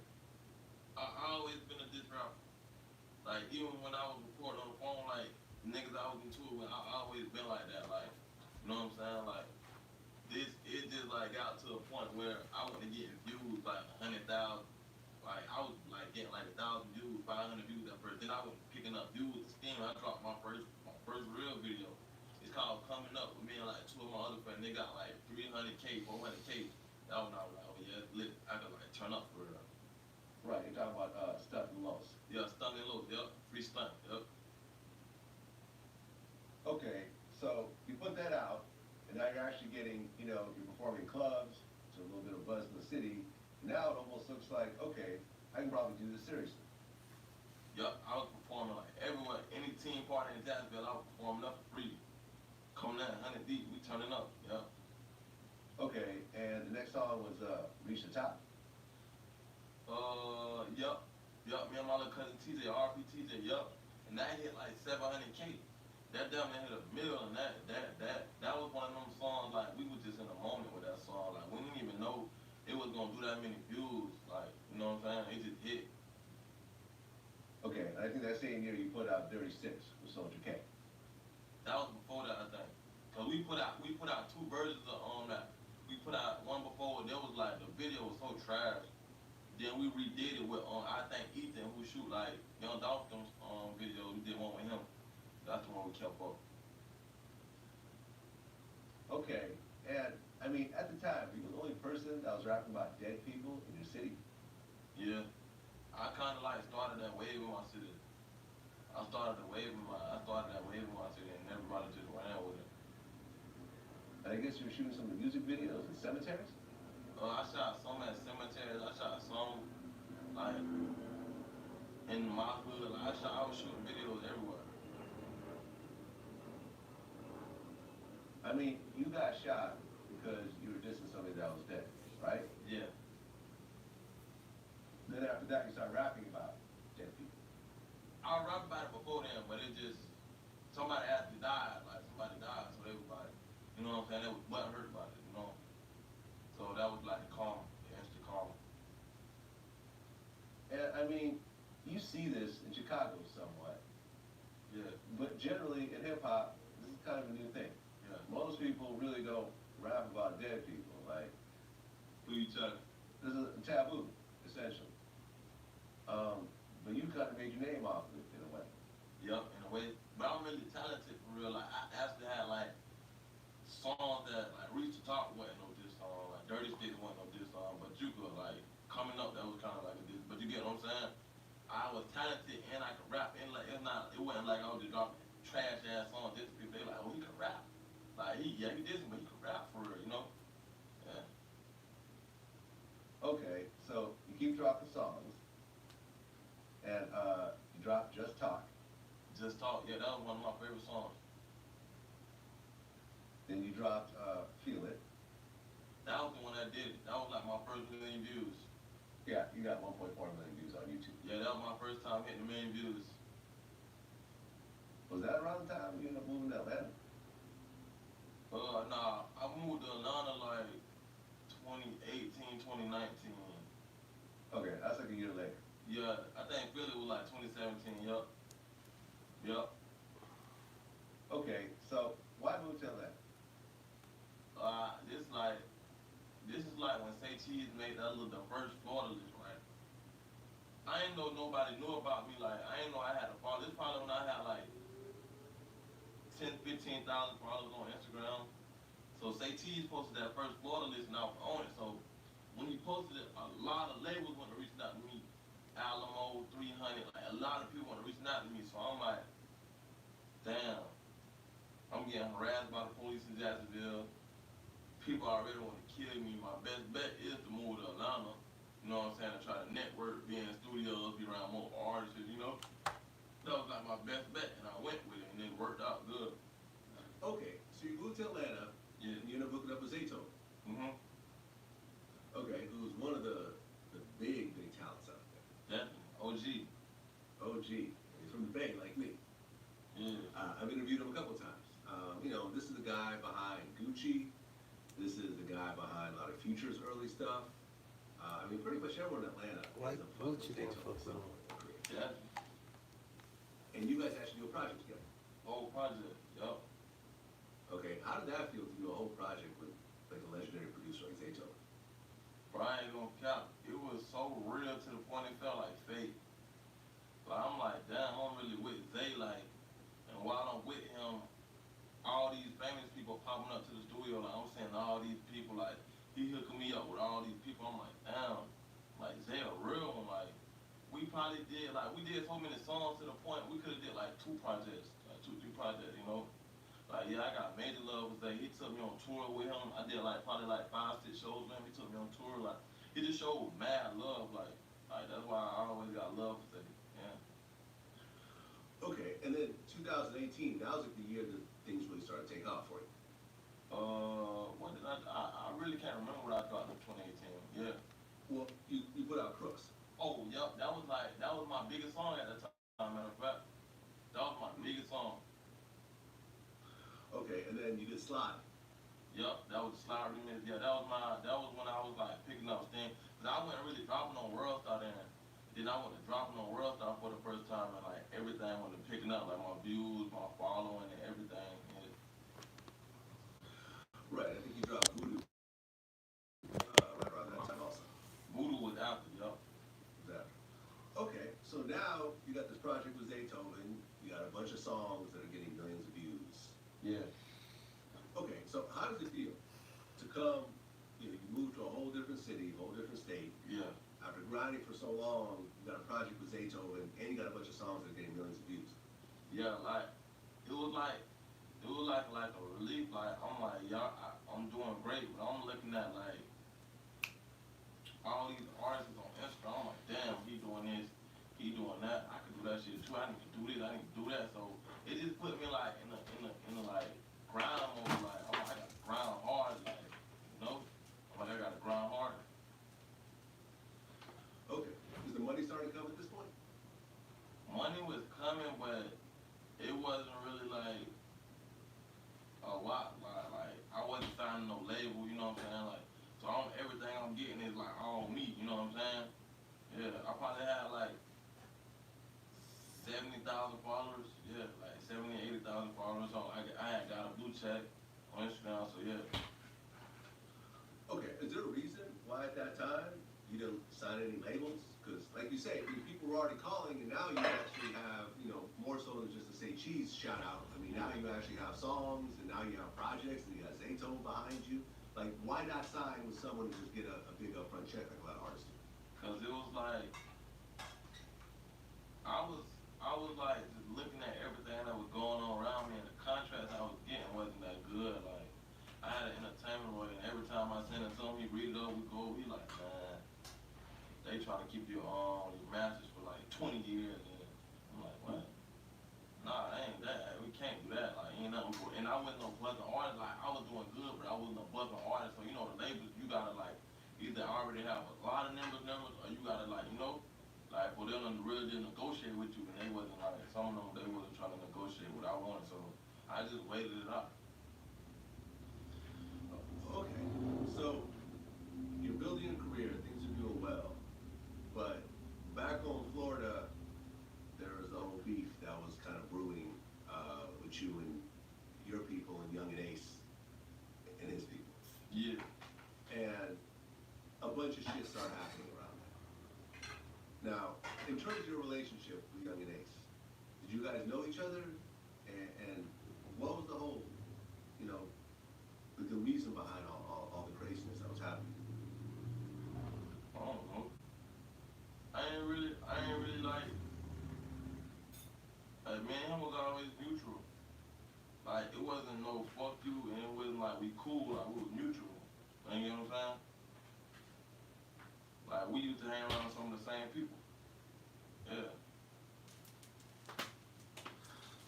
Okay. And in terms of your crew names, Young and Ace is eight. Gonna really just negotiate with you, and they wasn't like some of them. They wasn't trying.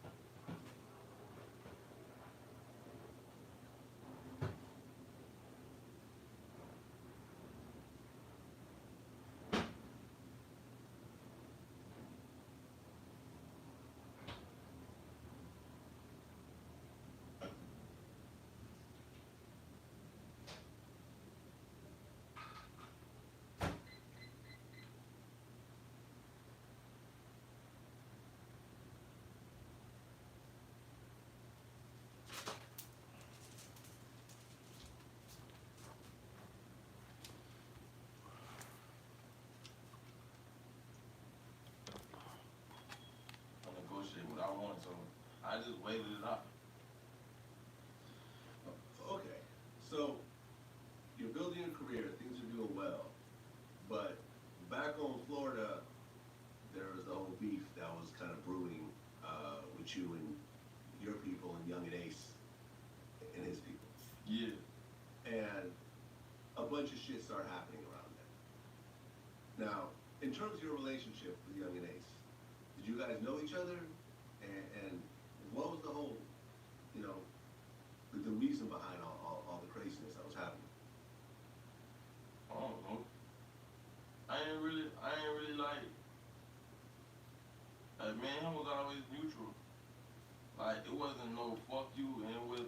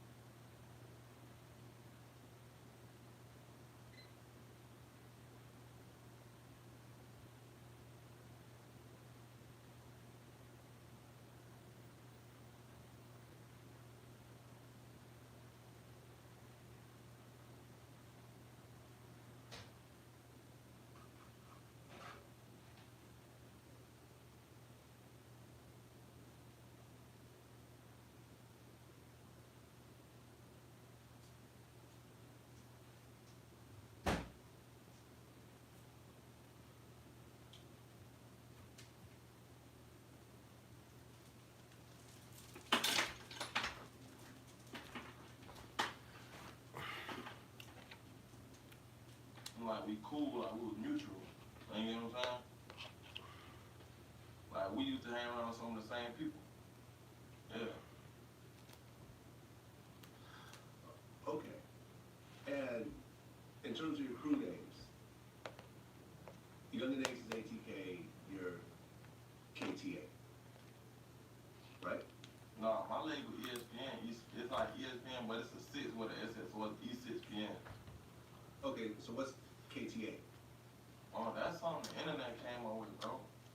Like, the internet, like, that's why it's so messed up. Like, I had made a song or something like that, and I said it like, probably like one time the internet just ran with it.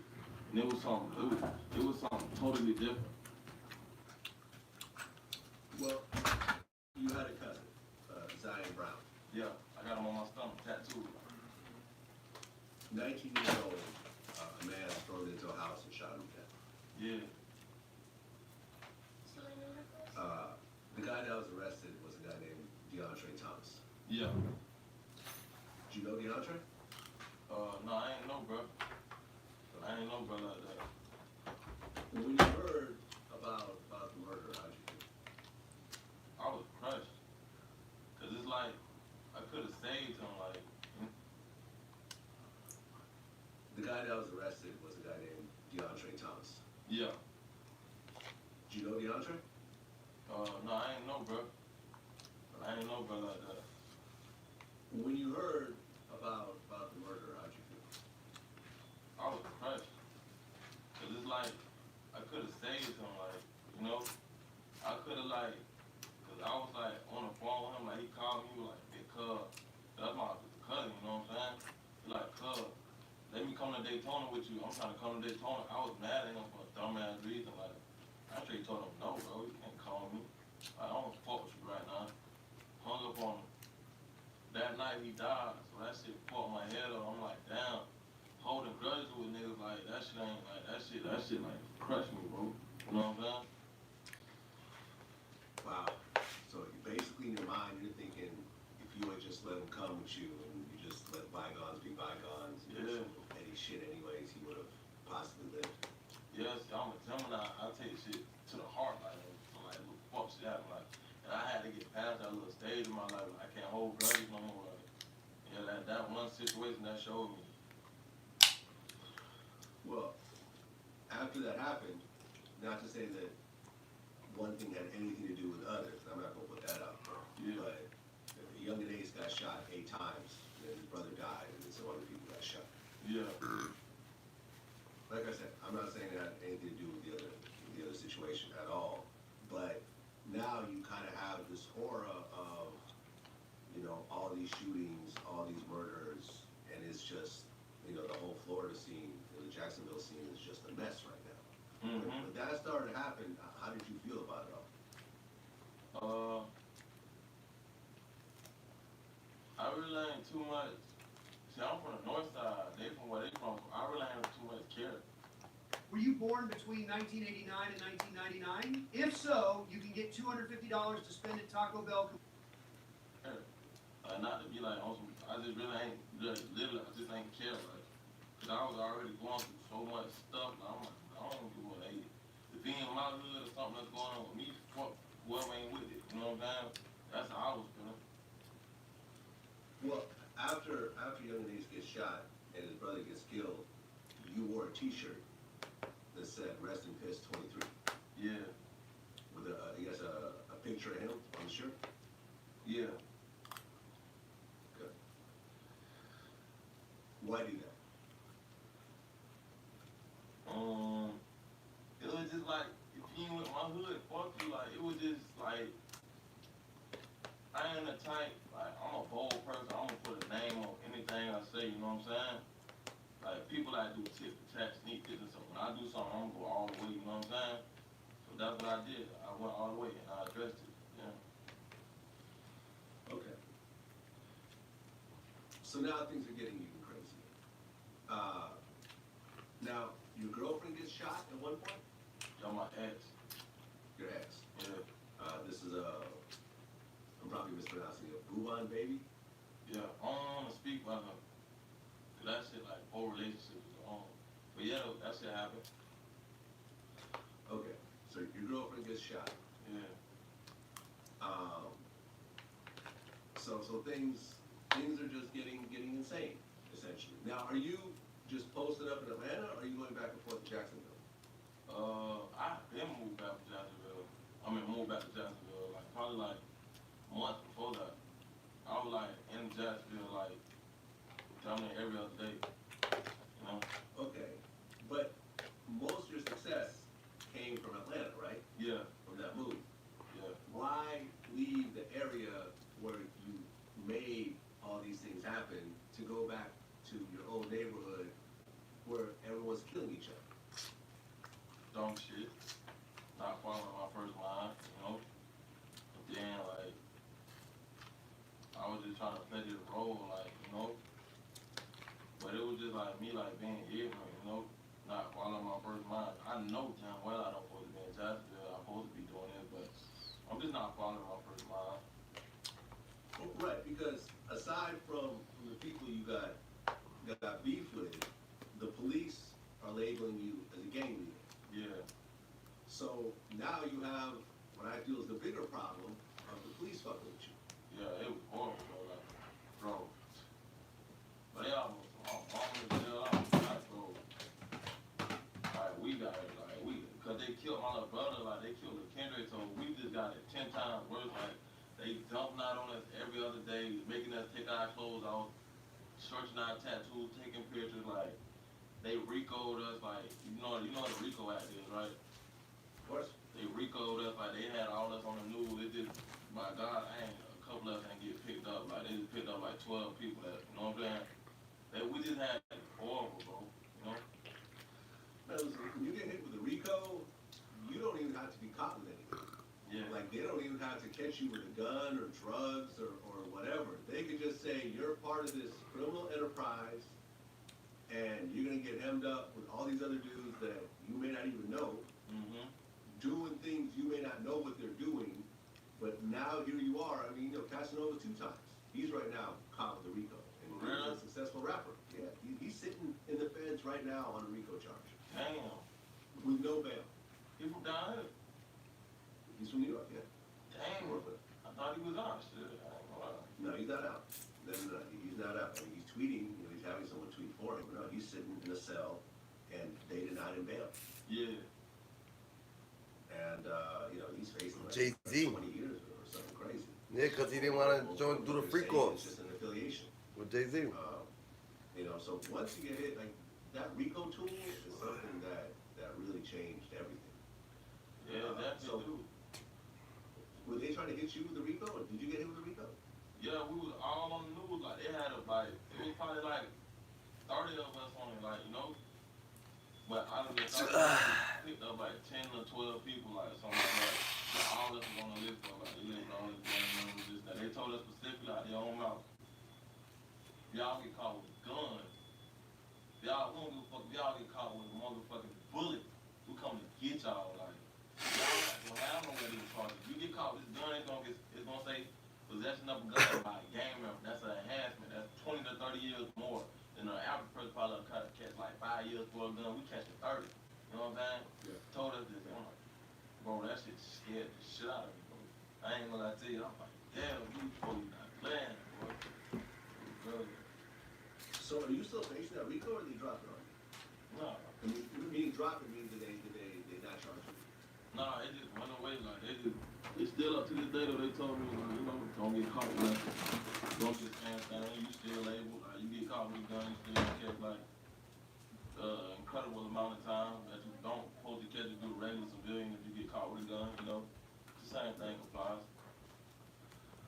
Okay. So why the fuck they didn't do that thing? They just killed you. The Who I Smoke song drops. Yeah. When you first heard that, what'd you think?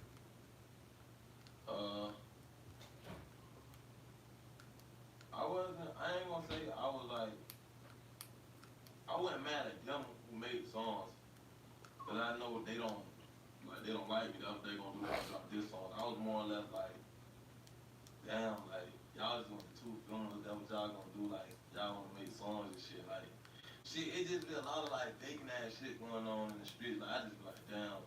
And then there was just certain people who was posting. I'm like, damn, like I know y'all ain't obligated to fuck with me, but damn, that's how y'all rockin'. You know what I'm saying? Like yeah. And then that one part when they speaking on my little brother's name, you know. So I was like, yeah, I see what it is. Yeah, I mean, there's a few rappers on the song, but Young Ace is the biggest rapper on that song. Yeah, and then like the other people who was on the song, you know, they used to be in my music videos, like Ain't Coming Up. They Ain't Coming Up video with me stunning low. Them they in my videos. Like you don't see Fulio in their videos back in the day. Like all them, everybody used to be a fan of Fulio. I was the first one to like have like a name in my city, you know. So yeah, that's how I beat though. Well, I guess after Who I Smoke dropped, you went to Young and Ace's neighborhood and kind of danced around the Melbourne Park side. Yeah, I shot a video. Shot the whole video. Me and my cousin Kojak, he out there right now. Me and Kojak, we had shot the video, the Beatbox remix. At his hood, you know, shot it in the hood. They actually took the sign down too, like a couple days ago. Somebody took the whole Melbourne Park sign down, bro. Yeah, this shit crazy. Well, let me tell you a story about someone who did something similar. Yeah. Okay. In the Bay, where I'm from, there was two rappers that were beefing, named Filthy Rich and Kafani. Yeah. Okay. Are you familiar with these names at all? Nah. Okay. So, two of them both from Oakland. They're going back and forth with each other. Kafani decides to go into Filthy Rich's neighborhood and shoot a music video. Yeah. Dissing Filthy Rich in his own neighborhood. Somebody walked up to him during the course of shooting this video, shot him up, and he's still in a wheelchair to this day. Damn, so he ain't gonna never walk again. Probably not. Probably not. Almost, I'm not gonna say it's worse than death because he's still alive, but it's up there. It's up there. So when I hear stories like this, I think of that. I mean, going to a neighborhood of someone you're actively beefing with, and there's shootings going on, and people are dying. Did you just not care about your life at that point? No, I ain't even like it. Just like that's what I felt like doing that day. Like y'all want to put on the internet, y'all want to make this song. Okay, we finna go to y'all hood and shoot a video. Where y'all at? You know. It show like everybody like this not what it is. This ain't no people going on the television. These people don't be in the city city of Jacksonville for real. You know? So we finna pull up to the hood, shoot our video now, you know? Okay. I mean, when I hear this stuff and as I'm going through it, listening and research I've done, it just sounds like this is just gonna keep continuing and more bodies are gonna drop, more people are gonna get shot, more mothers are gonna cry, people are gonna lose their brothers and friends and everything else like that. Could there be anything that could be done with, let's just say you and Young and Ace sit down together and say, look, a lot of fuck shit happened on both ends, but we have to just basically, we don't have to be friends, but we gotta get past this and kind of just move on with our careers because we're both successful in our own way. And probably happen sooner than later, you never know what God got planned, you know? I told him that a couple times, you know? We be talking time to time, like, you know what I'm saying? Like, you never know what can happen. You know, like, you know what I'm saying? We want to kill each other. No, we just neutral. You know? I mean, I've met Young and Ace a couple times. Yeah.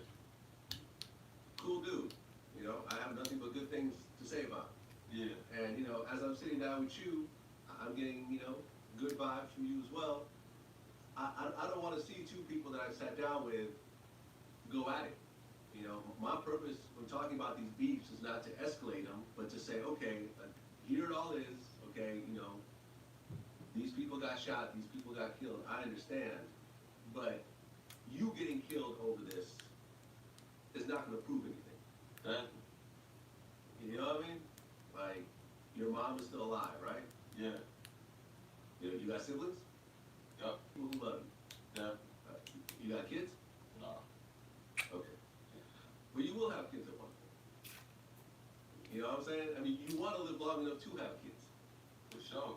And experience what it's like to have kids, which is one of the greatest experiences a human being could have. Yeah, you could go down and say, okay, Fulio, he didn't take no shit from nobody, whatever else, but you're not around to feel that love because you're gone. What you trying?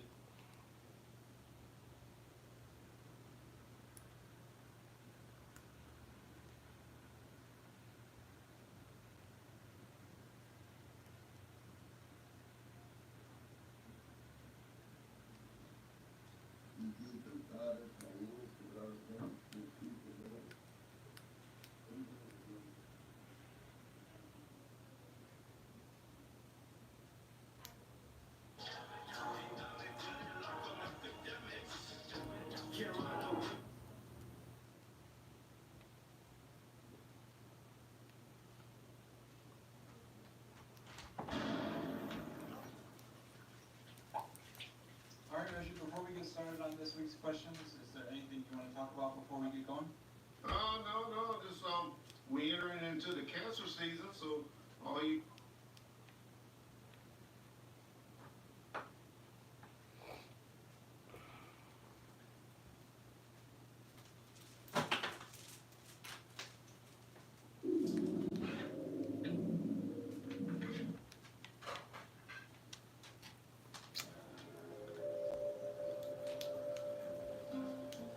To truly embrace the fun life.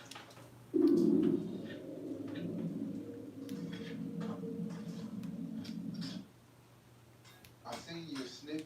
Well, I seen you go live, man. And you previewed like 2 or 3 records that sounded pretty good, bro. Like that, man. Like the snippets was actually fire. And yeah, but it just seems like the cycle doesn't stop. You're mentioning certain names and the fans are getting what they want. The fans don't really love y'all, bro. You see it all the time. Rappers die, and then in 3 days they move on. They're not saying rest in peace to their favorite rapper. So that's why I'm like, it just the fans, they keep it going, but they don't really love y'all for real. They say y'all fell off, and then they move on to the next nigga. Like,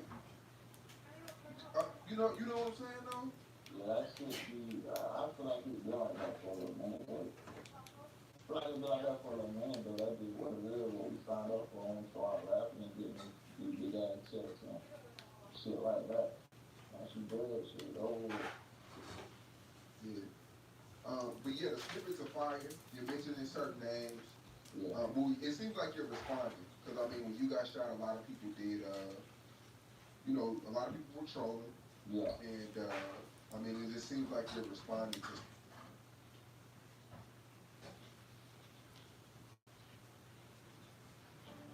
Austria, June 19th, 2020, early evening.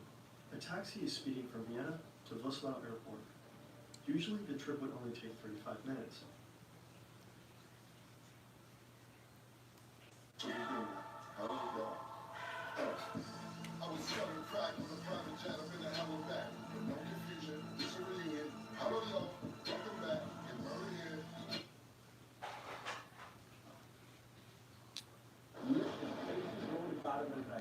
I'm coming up with solutions because, see, a lot of these rappers, they make these songs and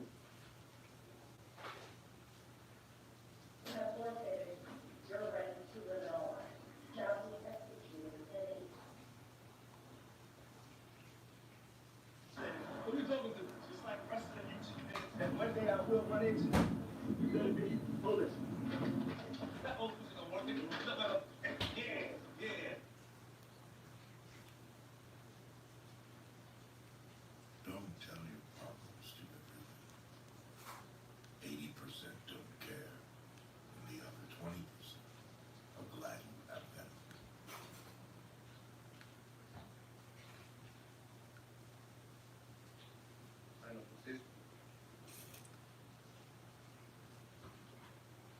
I killed myself. That's the only way I was gonna be able to get back into court to do something like that. Yeah, you understand though? Yeah.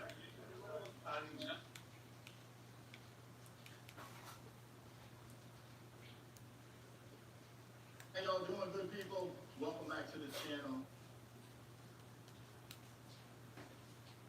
I'm gonna be honest with you, you're the reason why I don't pop out around with this. Like, when I pop out, I got some right. I'm like, I'm the reason I don't pop out. No, I've always thought, I'm like, imagine if I pop out and that one is there, and then, because I used to watch Shane be.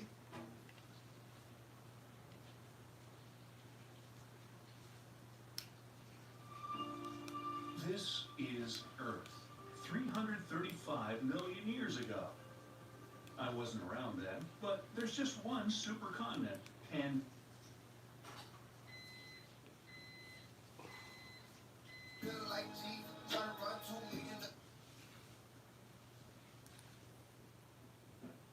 Yeah, I just want to go along, man. It's just real.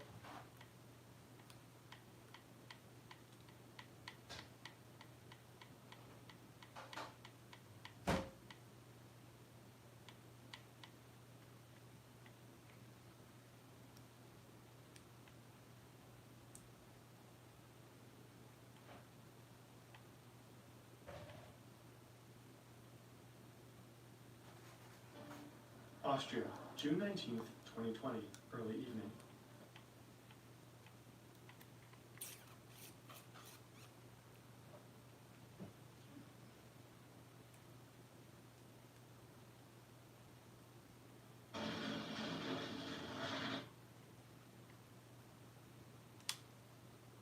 I'm gonna get. You know what I'm saying? Like, I would have been waiting for the ladies. I ain't lying. So they did that, and then they came up with the idea like, yo, Berg is going crazy right now. Let's put Berg on there. Ray J agreed to the situation. So at that time, Detail, who's also a producer on that record, Detail was flying high at that time too. And fucking Charlie Walker. What happened to Detail? I mean, he went to jail for some. He's in jail still. We get that. Oh, okay. I thought after Drake's homies beat him up, like he just got He in jail for that some R-word shit. You know what I'm saying? Oh, really? Yeah, he in jail right now. So, I mean, whatever. But from there, Charlie Walk brings me to the fucking office, and like he's in there, he's tap dancing. When I walk in his office, he's playing Sexy Can I, and he just this without me. So Sexy Can I initially was Ray J would sing for 4 bars, empty space, no words. Then 2 minutes later in the song, he'll sing another 4 bars. So it was really like a sketch, you know what I'm saying? Like, yo, just fill in the blanks type shit or whatever. And Charlie Walker was like, yo, this is gonna be your biggest record of your career. I promise you, this guy. I'm like, yo, I don't want to do this shit. Like, I don't be the sexiest nigga in the world. I got a single out that's #1 called Sexy Lady. Yeah. You want me to come back with Sexy Can I? Yeah. like, oh yeah, you're just sexy nigga. Yeah, you're just remixing the same concept, right? So fucking, I'm like, no, I ain't doing that shit. He like, what's gonna take you to do the record? I'm like, shit, you gotta buy me an Epic Records chain. So I'm like, he like, You trolling that time. I swear to God. No, but like you're saying it like you're thinking they ain't gonna do it. No, I thought he would. Oh, you think? Oh shit. Yeah, so I'm like, you gotta buy me an Epic Records chain. Here's Jason of Beverly Hills number right now. Call him. You call him right now and buy me the chain. I'll do the record. He called Jason of Beverly Hills. It probably came out my budget or whatever. And they bought me an Epic Records chain.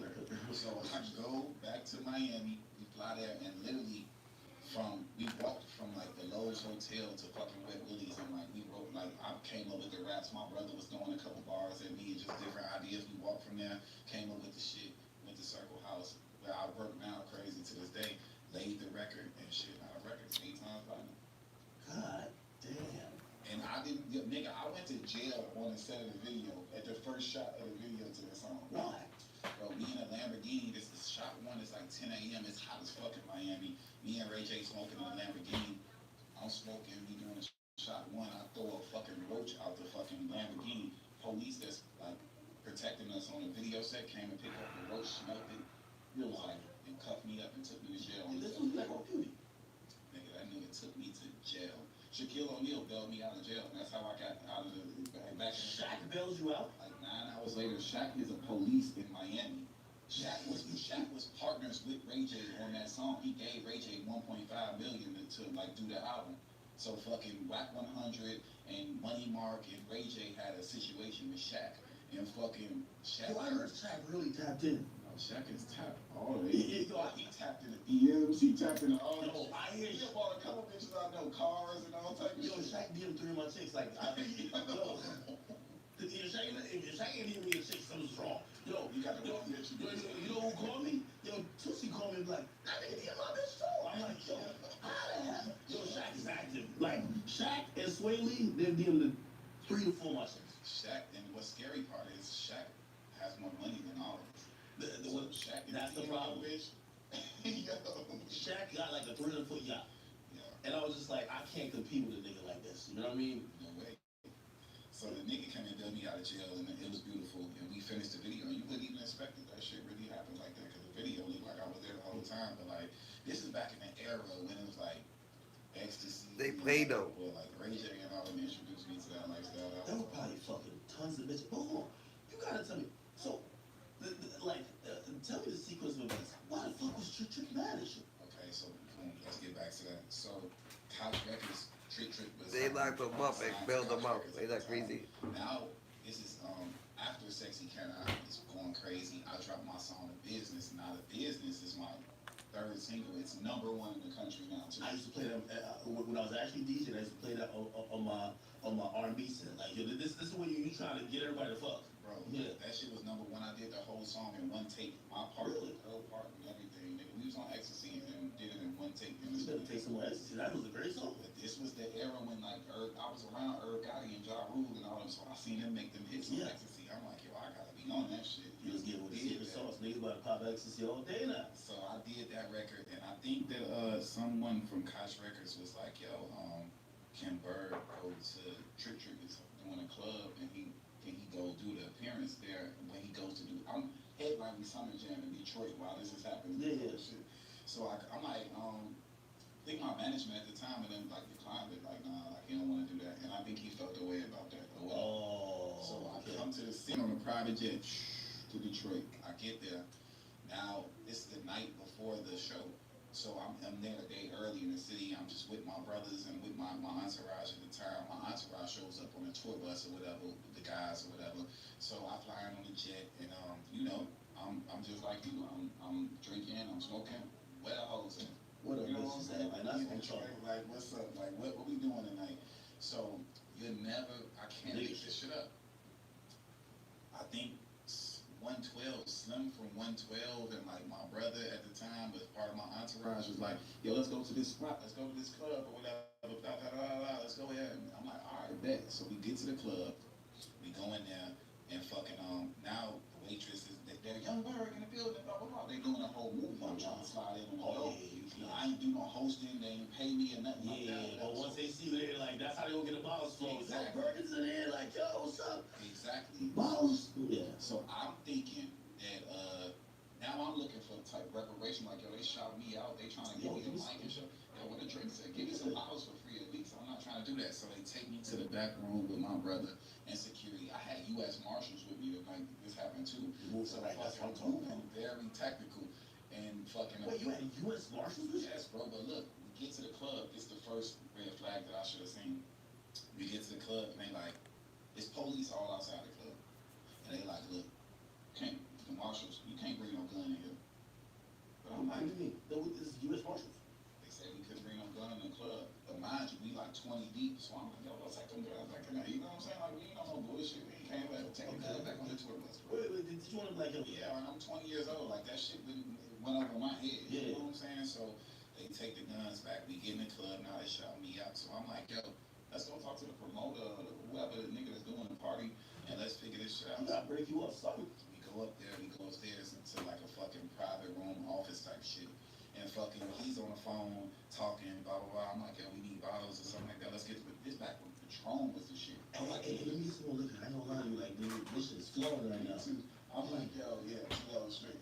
So I'm like, give me fucking 5 bottles of Patron. Like, fucking, I'm in here with a bunch of bitches. This one, Patron was cracking. So, boom, we do that. We're in there. He's on the phone, like, getting clearance and getting understanding of what's going on from his peoples. And a nigga, like, boop, he hung up the phone. He looked at me and my brother. He said, my partner, Trick said, ain't no play for the bottles for y'all niggas in here.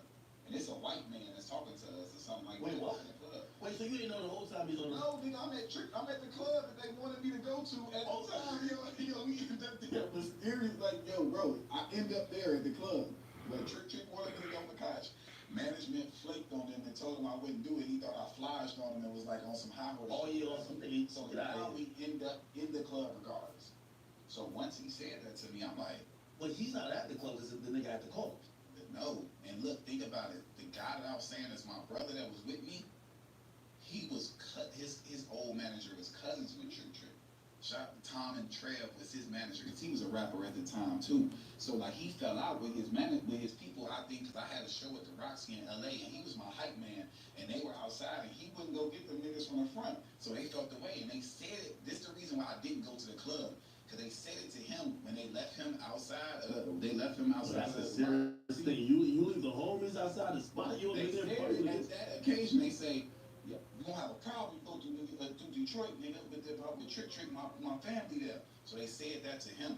So when it was approached to us to do the after party with Trick, niggas my management was like, nah, cause they already made it clear that it was smoke. Yeah. Because this nigga not doing whatever he's supposed to do for the manager at the time. Just because a couple niggas ain't get inside the club. A lot of shit's going on. Exactly. So the nigga like, ain't no play for y'all in the bottle. So I look, my partner Trick this on third. So I look at my brother, the same nigga that's my hype man. I'm like, get the fuck out of here. Okay. So and we leave Hit out. you at that point. I know you said last year go to him, but hit you at that point. So we leave out and fucking gathering up the team, got the security with me and this, that, and the third or whatever. And long story short, like just the club security for the club surrounded me and they just kicked off a fight. And they just started fucking niggas up inside the club. The security that worked for the club, niggas with the security on their shirts, The security? yes, they kicked it off and started fucking me up, fucking the team up, fucking everybody up. They kicked it off like that. So now we're in the club. I got this big dumbass chain on or whatever. They fucking me, nigga. The chain was like this. Nah, I know that shit was. So it's like That was the era of huge chains. exactly. So niggas is like fucking me up or whatever. And at the point, I think Why did the security? What was they doing? it was fucking him up. What about the U.S. Marshals? They was fucking him up, nigga. What happened to the trained jiu-jitsu niggas? Nigga, it was like 12 niggas that just out of nowhere just started. Nigga, the whole security team was fucking They y'all up. surrounded us and started fucking everybody up, bro. Nigga, that was like Yes. you tell me Trick had the entire security staff just fuck y'all up like they did. 1,000 million zillion%. I've never told this story on any platform ever in my life or doing interviews. So wait, so it wasn't Trick in his room, it's just security. Richard Trick owns the club, and those are his goons because they're the security for the club. Oh, okay, never mind. So that was the mine. And fucking, I think I was holding on to the chain so long, and then like we got like to the back of the club, and it's like 4 or 5 niggas. So they beat your ass, you hold on to the chain like yes, on some Freddie Gibbs shit. and they fucking come and stomp me out, and at that point I'm like, man, fuck this shit. You probably said, I want my life This I want my bitch life crazy. here. Go ahead and take this Oh, shit. nah. And the fucked up part is, I think in hindsight, looking for my career, I didn't even do the Summer Jam the next day. I was the headliner of the shit in Detroit, but I was fucked up. So to No, like, when you were fucked, like physically injured? nigga, they fucked us up, yeah. Black eyes and shit? Yeah. Bumps, knots on your head? Not all that, but we was fucked up. Oh, So shit. fucking from there, the label was like, get him out of there. They put me on the jet, got me out of there. Wait, so they took your chain. What else they take? Nothing. Well, now they got a chain. This is the time where, like, you take a nigga chain, you took his career. It's that time now. If somebody take a chain now, it don't even really matter. Yeah, nothing matters now. Yeah, but fucking so that happens, and I wish in hindsight that I would have went and did the Summer Jam and performed, and like, yo, this happened. I'm still here for my fans or whatever. It got in front of the situation or whatever. Yeah, you always have to go. Before it went on a whole crazy spree, and niggas passing chain around, Soulja Boy got the chain, and this, that, and Yo, this shit went on tour. That was like the first Greasy Night tour I've ever seen. So imagine being somebody that's young, that's like, I really didn't have no beef with Trick Trick. I don't even know Trick Trick. I still haven't met him physically in person. Did you talk to him after? No. Look, like, he ain't call you like, yo, No. that's what you get for. No, I didn't want to talk. Like it was a dramatic point in my career. Did you try, or your homies tried to, like, cause, like, I know two rappers who got their chain confiscated, but before it got public, they hit up so-and-so, that hit up so-and-so, and niggas made the plays that made shit right. Shit got back, and it never hit the media. So, I can't remember. it's like these are politics real quick. You know what I mean? It's like, I will return this shit. You know what I mean? Next time, don't do this or don't violate, blah, blah. But once the media reports on it, like, you know what I mean? It's like, It's over.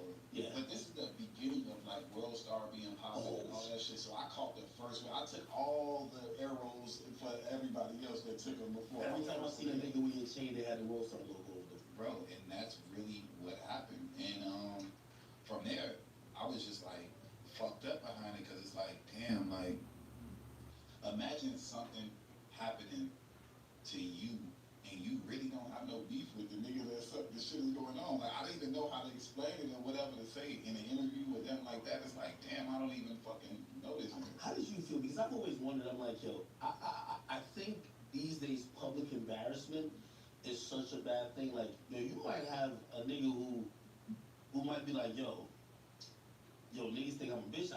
Well, obviously that was your image, like, you just a tough guy. But, like, especially when you see some of the tough guys get, like, bitch or whatever, like,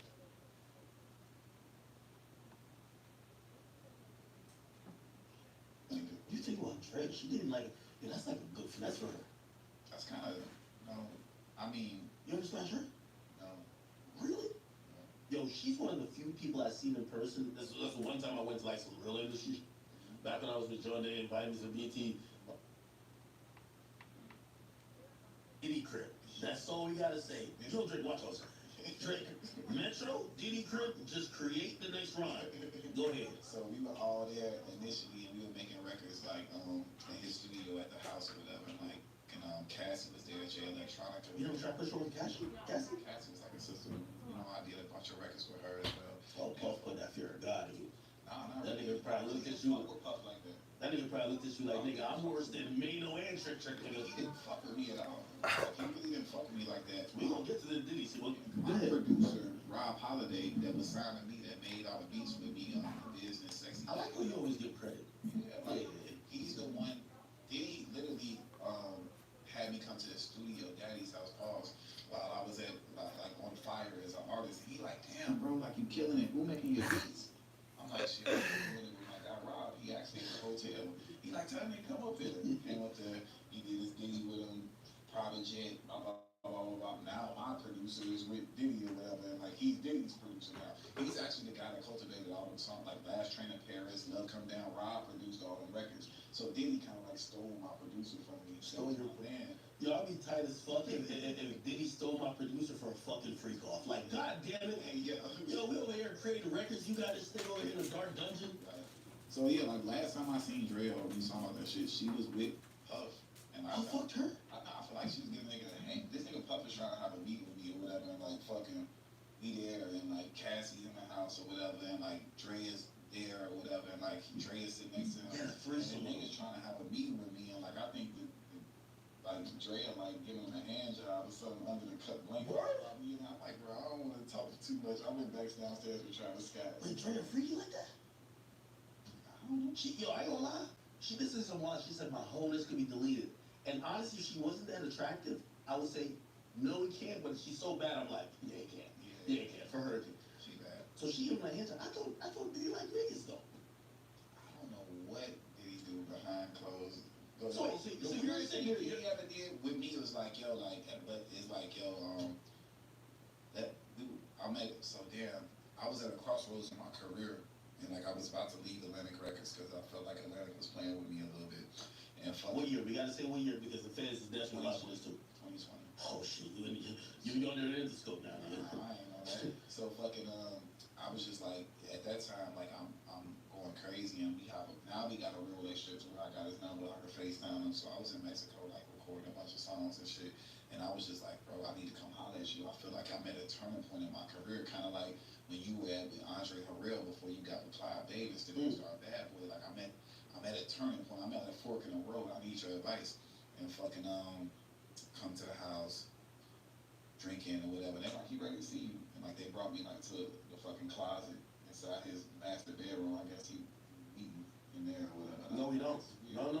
That's a big closet. Bro. Okay, that's what I was thinking too. So fucking Hold on, when they say like, yo, he do the meetings in his closet. Did you like, yo, nigga, you sure back here? Like, what the fuck? I think it's regular because before this whole scandal broke out and I explained the situation because it was a little funny to me and I explained it to other people that was around and they're like, nah, there's something. That's what he did. If he had a robe on, he was trying to fuck you. He had a robe on. So Was he dressed? Yeah, he was dressed. Fully clothed. Yeah. So fucking we in there and I'm like telling him my story and I'm like giving him the vibes and shit. I'm like, man, you know, niggas told me about you. You talk too much, man. I'm looking for guys or whatever. Kind of like your shit on you a little bit. You know what I'm saying? It was like, play me some records, nigga. Like, you know what I'm saying? I played him some records and he didn't give me the best advice. I thought he was gonna give me a tool or whatever. And yeah, that was pretty much it. God damn. Wait, back to the trade shit. So when you watching her giving this nigga a hand job, like, did he like having eye contact with you? He ain't breaking character. Like we be having a full meeting. So he's getting jacked off and he's still sitting there like, yo, Playboy, check this out.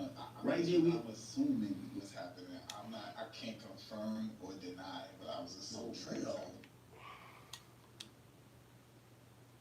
When you watching her giving this nigga a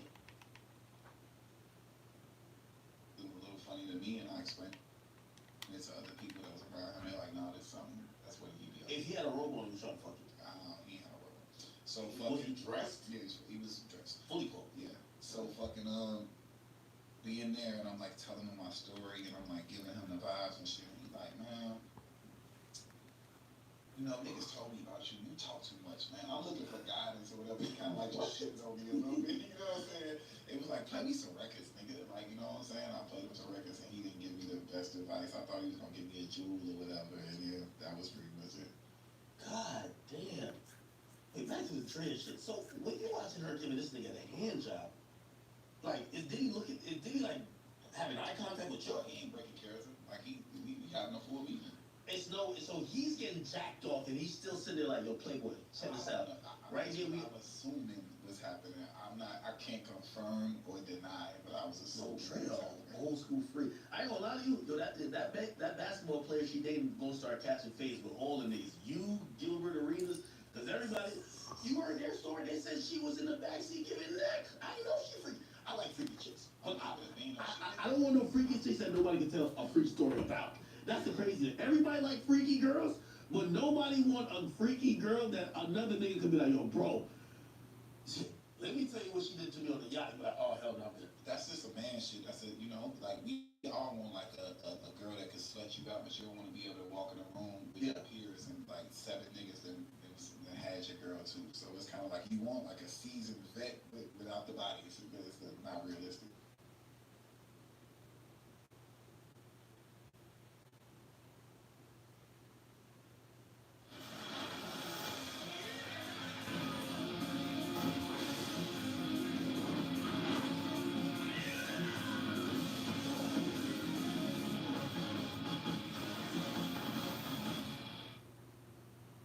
When kids are fed, they're fueled to thrive. like the mobile meal sites for kids in Alejandro's community. Kids sometimes can't provide their own transportation. Being able to take the food to the kids where they live so that they have access to it, no matter what, is very important and makes this very special. 1 in 5 kids face hunger in America. Join the movement to end hunger in communities across the country at feedingamerica.org/summer. I was selling crack with a private jet up in the hell and back. But no confusion, it's a reunion. I don't know. What's good, Chichi? Tataras, Hyenas, Joe Cabby. You's funny as fuck, Cabby. No lie, Tata, you a funny ass individual. You're funny as fuck.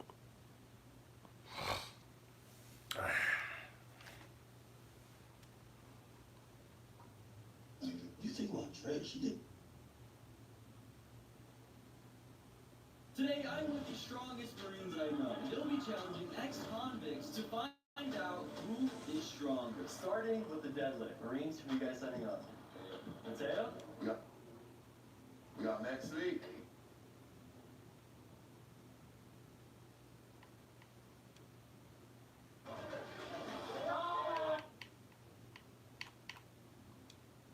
Problem. And next up is max push-ups. You got Tristan here going up against Savage. They're going to keep going back and forth until one person gasses out. Push-ups is right up your alley as a Marine, so let's see what happens. All right, I'm going to count you guys down. In 3, 2, 1, go. There's 1. 1. 2. 2. 4. 4. 18. 19. 20. Over on their knuckles. Oh my god. 34. 40. 46. Come on, Tristan. 50. Mike. 51. Come on, Tristan. 54. Come on. 57. 58. 59. 60. Push it. 61.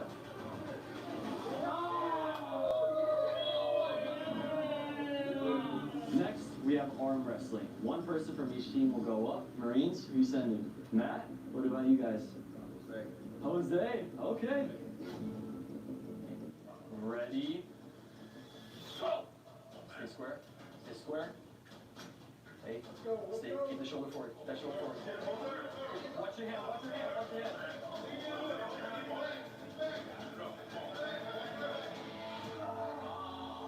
Because both teams have combat experience, the next event will be testing their punching power. Everyone from each team is going to punch this pad, and the highest total score wins. Ooh, 449. Ooh, so 491. We got Strength Cartel in the lead right now. Tristan, you got this. Ooh, 401. All right, Marines now have 850 total. Big boy, you ready? He might break a record right here. Ooh, 590. Marines, who's going up next? Lululemon Case Breaker Shorts. So you might as well get, y'all might as well change lives and let the convicts become fucking Marines. Push yourself to a new height.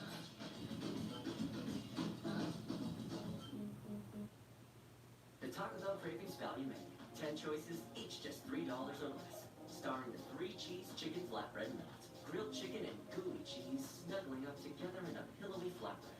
Get it on the Cravings Value Menu, only at Taco Bell. Mateo. Ooh, 456. So Team Marines has 1,306. You ready? 478. You guys are down 200 points. Let's break the record right now. 440. That's going on their team. Ooh, 478. And now we just have one person left from each team. Hey, you think Big Joe can get 200? Ooh, 456. We are now down to the final event, max bench press. Ready, Buzzo? Okay. Marines? Let's go, Dre. We're gonna start with 2 plates. Here we go, Buzzo. Ooh. Easy. Okay. Light. Yes, sir. 315, let's do it. Lightweight. We go.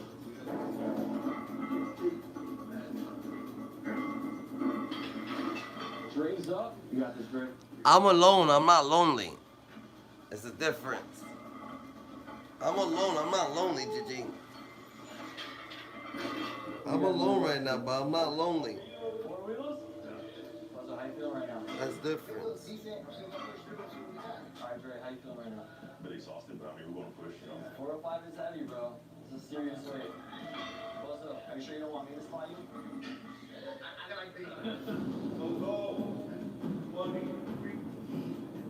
Yeah, Buzzo.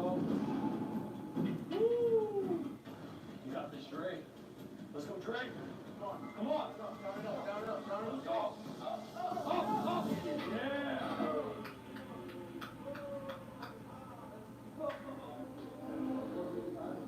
What? You going to 455? That's crazy.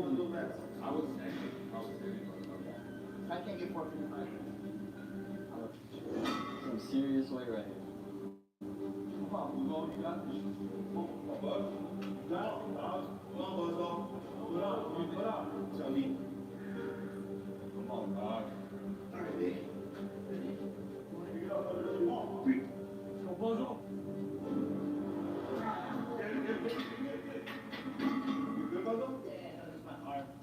All good? Okay. You want to drop some cents? It's only fair. Yeah. It's only fair for me to do the same thing. Hey, I never hit this weight, so we're going to see. It's for the win. It's for the win right here. Great.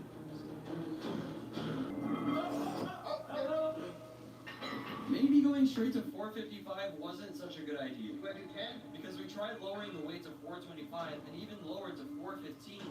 But they were too gassed to complete another rep. Wait, that's a tie then. That's a tie. Alright, that's gonna be it for this video. Strength Cartel, thanks for coming out. Appreciate you guys. Marines, thank you as well for coming out. If you guys enjoyed, make sure you like, subscribe, and we'll see you in the next one. Peace out.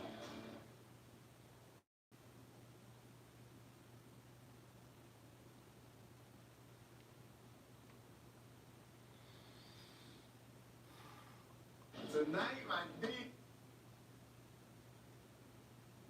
Spit some freestyles. You want me to spit some freestyles? Dantara? I got so much shit.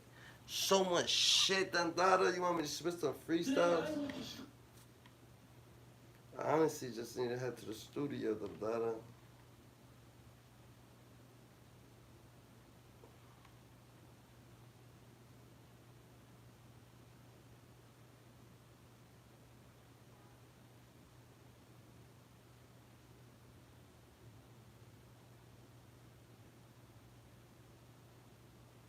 How many betrayals we...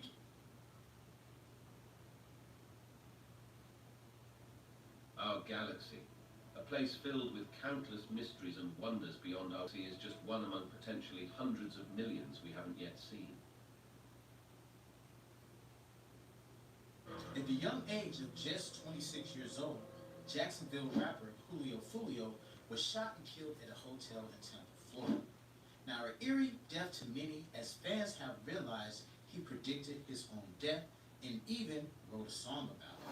Now, Julio was in Tampa celebrating his 26th birthday at an Airbnb that he advertised and even posted the address to the location.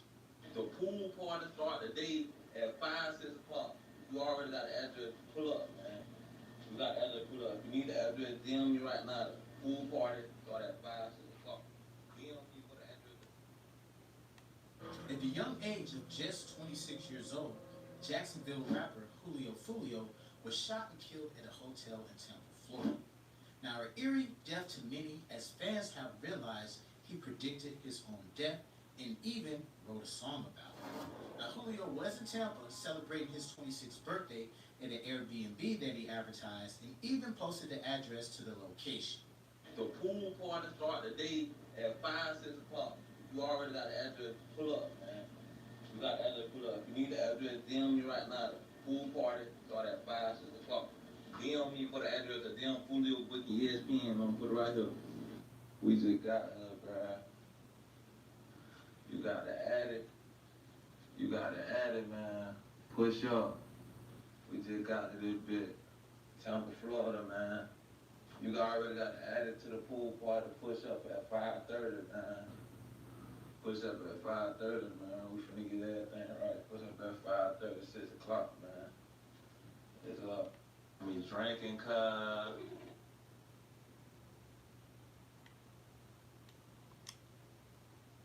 He's great. The song said, went out to eat on his birthday, 4 shot, 3 dead in the worst way. He kept dissing on me. Now we smoking on 23. And he begins to laugh.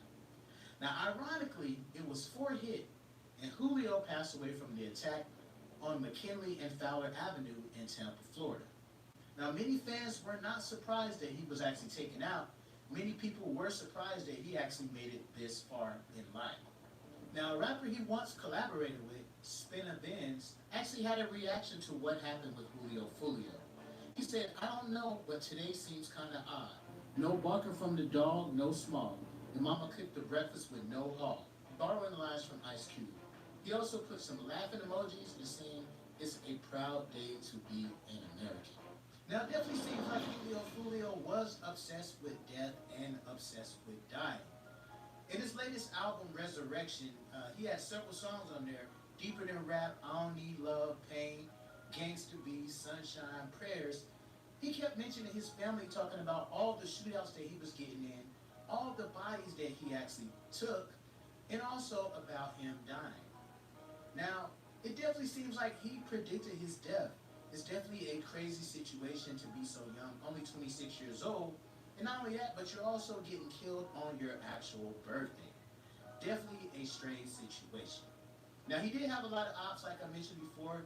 He was actually hit in the leg with a chopper just not even a full year ago, back in October 2023, and he was actually recovering from that. It looks like he still got taken out in his home state.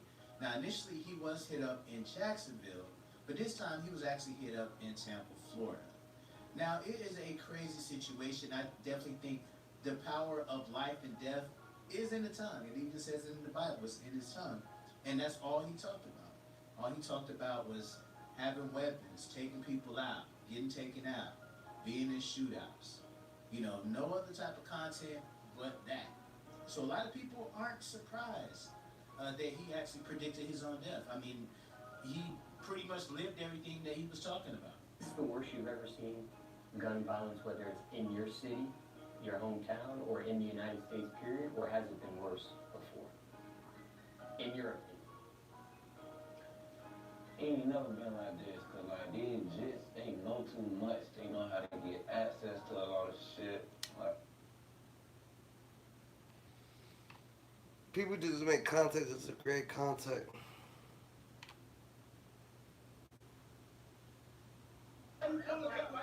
Why you snitch? You a snitch. Snitch on what? Bro, nobody. You told the court officer what I did.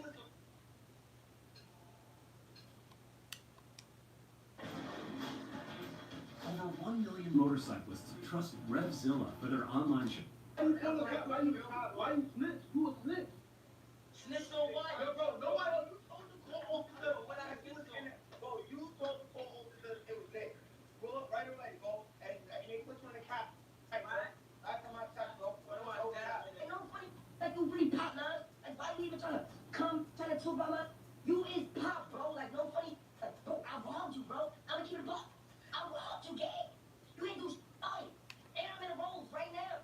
You know how to do nothing, bro. You gotta beat the dance. You know what I really know how to do? Gotta clap his hands on his leg. That's what I do.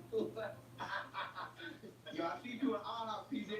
I ain't gonna lie. You wasn't even there. Now, why you not even there? Word to my beat. And I was pulled up. And I was pulled up. So why you ain't do nothing? Yeah, you ain't do that though, gang. Don't say that though, gang. Wait, your buddy know my body, bro. I tell you that. Why you die? I don't even know to say too much, bro. My life is sold. You ready for me? You can't PJ. What am I like? After I dropped the song, like a week past, I pulled up where I was at. Yeah. Free PJ Glizzy, you heard that? Yeah, free my son PJ. We hopped on it. It ran fast. I was saying he ain't working with me. He ready to PJ. Okay, PJ. I'm telling you, yo, I be hearing about PJ. He's the boogeyman. With Scujol, it's Big EPK, we ain't giving no daps. And in today's video, we're going to be talking about Bronx demon PJ Glizzy. PJ Glizzy is blood brothers with the most hated drill rapper Shaw EK. PJ is known for causing terror in the streets, having many drill rappers in near fear going to war with him or bad-mouthing him. Although his time in the streets wouldn't last too long because he's currently behind bars fighting a murder. Before we get into that, let's start from the beginning. Not much is really known about the early life of PJ due to him not having any interviews speaking on his upbringing and how he was raised. But what we do know is that PJ and Shaw EK are blood brothers and look almost identical. The two grew up in the Cortland projects in the Bronx. PJ Glizzy would find himself getting into a lot of trouble at a young age from him being active in the streets. No way! Look at the window! Look at the window! Look at the window! You know, we are making this seem like our bad. Who's out the window? This on what? Back in the town, y'all think bonded. Yeah, bonded is the captain. I'm not paying. Of course. Bonded. All I'm saying, who snitched on what? What I snitched on? Tell me. What you mean? Call this with what? Hey, push. No, why you coming back? Why you snitch? Who was snitch? Snitched on what? Bro, nobody. You told the court officer what I snitched on. Bro, you told the court officer it was there. Bro, right away, bro. And they put you in the cap. Right.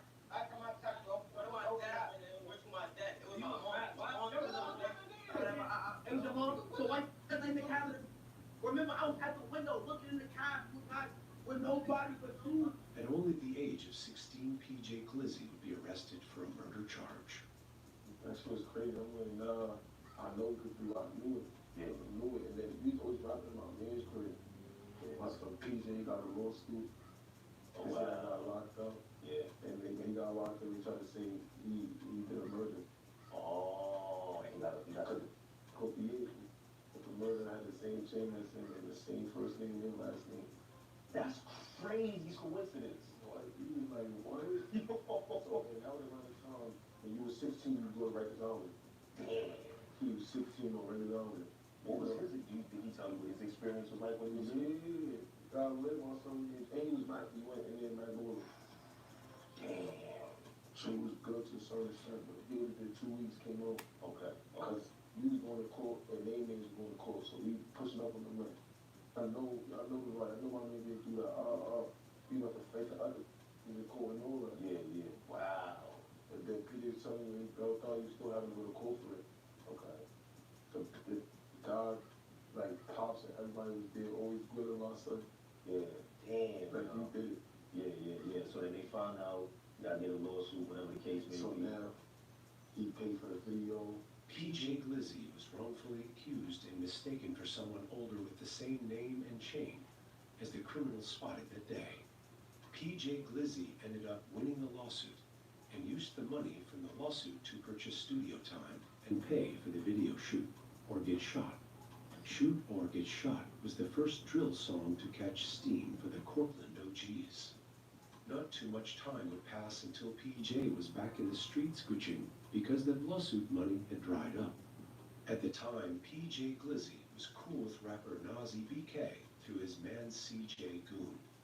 PJ and Nas linked and started to become real cool, until one day PJ Glizzy decided he spent enough time building a relationship with Nas EBK, and it was time to betray him.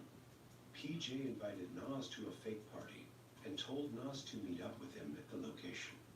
Once Nas got to the location, PJ and the two goons, he was with plan to take everything Nas had. I don't know. Just, feel me? It was, feel me? Come. It's like, yo, let's go to a party. Like that. Okay. We ended up going to the party or whatever, and then that's when shit went left. But it wasn't, it took like 20, I ain't gonna lie, or 15 places. Like a real party, or? It wasn't even a party. We didn't even get to go to the party. It was, yo, we gonna wait for the lift. We gotta get real quick, take the vibe. Yeah, you. Feel me? And then it's got me good. I ain't gonna lie, got me good. Right from the street. It's not my mean. So it's like, I didn't think nothing with people. I didn't think nothing of it. Feel me? I was like, feel me? We would chill around, damn near, not all the time, but like, you know what I mean? I see each other all love all the time or whatever. And then he tell you, yo, pull up. You gonna pull up, you ain't gonna none of it. So, feel me? But a lot of ad, what I usually walk around with, that went a whole different way. So it's like, so when we was around, every time we go to hotel parties, one day we was actually gonna do it, cause yeah, yeah, but not doing it. That one day, he just did it on his own and he just did it. Wow. He said, I don't know if I'm trying to say he lied, trying to say he was playing that. Yeah. No, sure, he was playing 2, 3. He was not playing that. Yeah. We come up, he pulled up, right in the hallway, and I guess they started trying to grab him. And he run downstairs to the next floor, not knowing, like, he went into my man's, the floor he was on, yeah, that's my man's floor, but his family live on the bottom, the next floor under, yeah. He running downstairs, and he's not, like, knocking on the door, he knocks on the wrong door. So my man's grandma called, like, I think one of your friends is inside the him. Yeah. So he like, what? One of my friends, he looking for him, he just disappeared. So he told him, like, he and my grandma, pulled him out. He got caught. Damn. After Nas got robbed, he decided to lean towards the Seb Sideo clique and stayed as far as possible from the OGs. PJ would hop on IG Live and self-incriminate himself saying word for word, I robbed you, I'ma keep it a buck. I robbed you, gang, here's the clip. Cause how you gonna lie? How you gonna lie? You popped. You popped. And I robbed you already. You popped, you mad pop. Where do I know you mad pop? How you say 15 when that was last year? That was like last year, homie. You pop, bro. Like no funny, like you really pop, Nas. Like why you even trying to talk about my, you is pop, bro. Like no funny, like what you ever do, bro? Like no, bro, I robbed you, bro. I'ma keep it pop. I robbed you, gang. You ain't do shit. And I'm in the rolls right now. You still ain't do nothing about it. I'm in the same place that you can catch me every day. In the rolls, 90K. You're a bum. Stop mentioning me, bro. No funny. Fucking mad, bro. Like you DOA, I'm DOAK. Like that. Getting split back to back to back. Leave me alone. Nobody cares about you. You talk about me and Harold Preston. You never even stepped in Harold Preston before in your life. So I'm selling my clothes. I was never the type to do that. You heard? Like, double. Alright. And then on top of that, they put what's a pound? A pound of wedding cake. Yeah, bro. A wedding cake. That's all they got from me. A pound of wedding cake. Congrats. That's $2,000. Oh my God. You gotta get back in 2 days. And your own man's a voucher that. CJ Boone watch me get the 2 bands back in 2 days. Literally, track it. Easy. Come on now. Yeah, do the most to get 2 bands. And 6 months of building it, not even 6 months. Years of building a relationship with me to get to me. So y'all can round me for $2,000. Alright, bro. Alright, bro. And I had mad teachers, and they didn't know what to do with it. I might have over 100K in that book bag, but it was in cards. You needed a pen.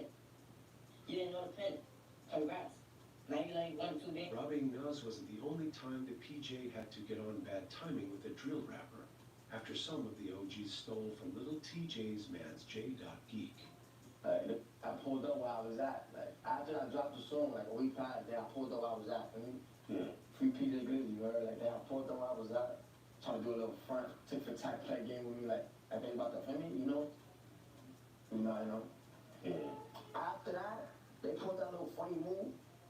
I'm like, nah, it's time to spin. What about that? Now they bought first you fill for me, and now they trying to plug where I'm at. You heard? Like, I never even seen you before. So, where am I like your soul? You ready for me, EK and PJ? Where am I like? What am I like? What am I dead? This nigga's a liar. What am I dead? He's a liar. You like what happened? What about that? Listen. Like that. Just listen. Oh, you not typing in? And what happened after that? Oh, what happened after that? What after that? Oh my God, you do nothing. What am I mother? You ain't do nothing. What am I mother? You did not do nothing. Oh, you don't love your mother. What am I mother? You never did nothing. Yo, what am I dad? Don't love your mother. Yo, did I listen to you? What? It's a song that says, oh, I was UK. So when he teach like OYK, OG's K, I gotta do something now. Yeah, but he said you blocked him like that. No, I did not block him. No. You sure you changed it? Yes, bro, I never blocked that. I was blocked him. I was still FaceTime him and all, like, bro, that's crazy. Then he dropped a song and put OG's K. What you want me to do now? And then I see them all 45th and Marlboro. What happened? He's wearing slippers at the bus stop. He's driving, he's walking, boom, we saw that whole movie. We parked the car. Yeah, me and my son PJ, we hopped on, ran mad fast. I had the video, I lost it, he lucky. He ran mad fast, he got hit by a moving car, like a car dropped by, boom, rolled over. He tried to, you know what I mean? Like, trying to say he ain't run because of me, he ran because of PJ. I think and PJ turned around. I'm telling you, yo, I be hearing about PJ. He's the boogeyman, man. PJ Glizzy and Shaw would decide to spin J. Geek's residence and make little J. run out his flip-flops. Once PJ Glizzy started to drop music consistently, he started taking off the same way his brother, Shaw E.K. did. Unfortunately, he wouldn't be able to really enjoy his newfound fame much. In July, PJ would earn his nickname as the Dirt Bike Assassin. Why do people call PJ the Dirt Bike Assassin? On July 26, 2021, PJ and a Y member was going to do a drill on a dirt bike to take out a rival gang member. That person was Matt Seva. Tubu member PJ Glizzy was the alleged driver. He's mentioned in a song before the incident that he might just slide on his block with a dirt bike in his song CO, featuring Shaw, E.K. and B-Love. PJ is being charged with a murder and reckless endangerment. He is currently waiting to be sentenced to free him. While being behind bar, PJ would still get into it with rival That was a fucking dirt bike, that was a fucking scooter. Affiliate claimed to have gave PJ up in Dirt bike is something different. Here's PJ's response.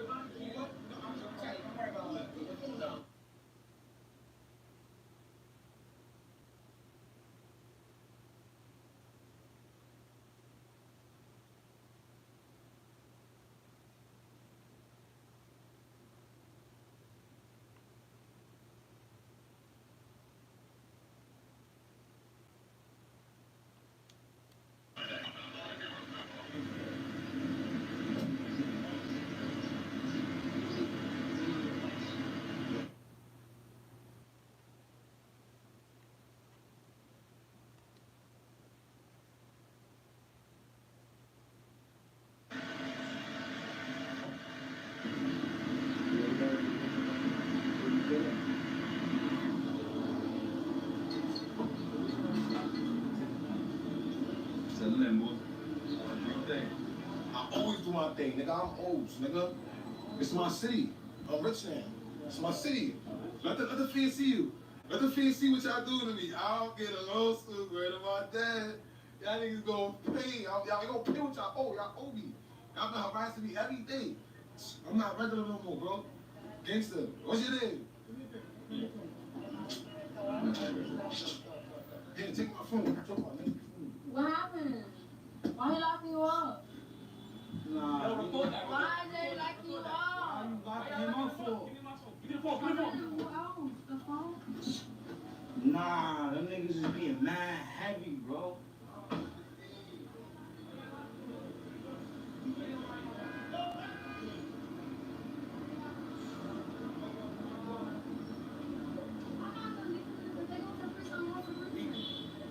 I'm not going to go to that person.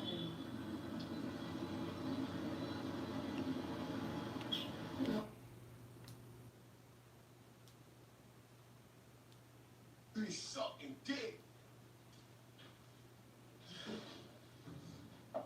You so.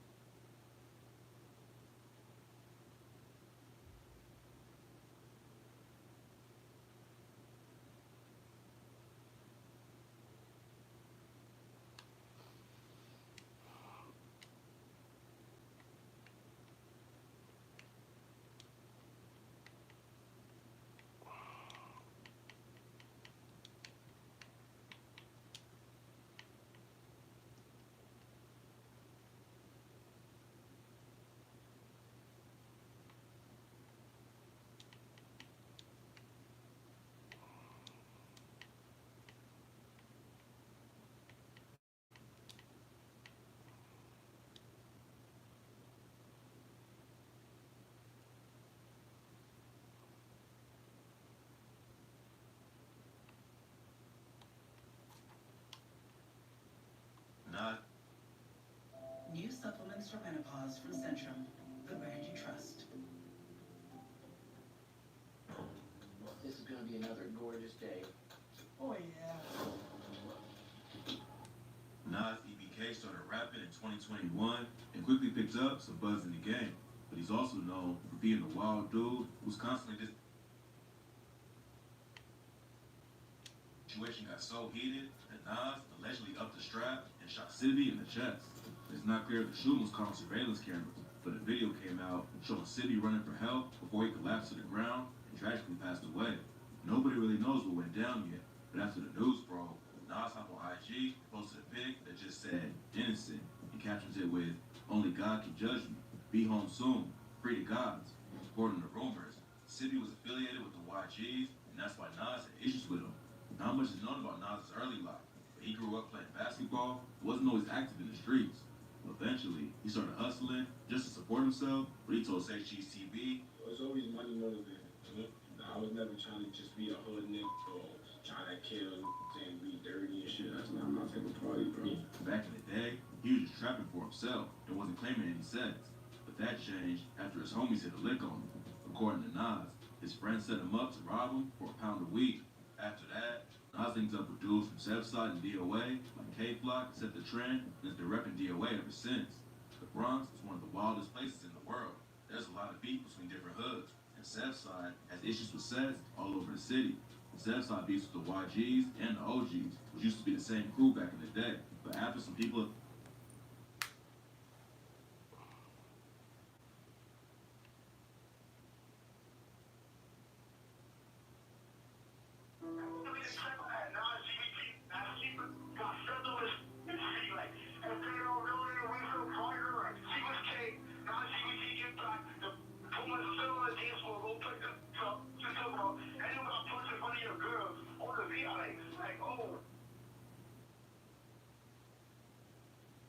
I'm really on that. You don't know who I am? Google me. I'll beat you up. Let's stop playing me. What? I'll slap you right now. What?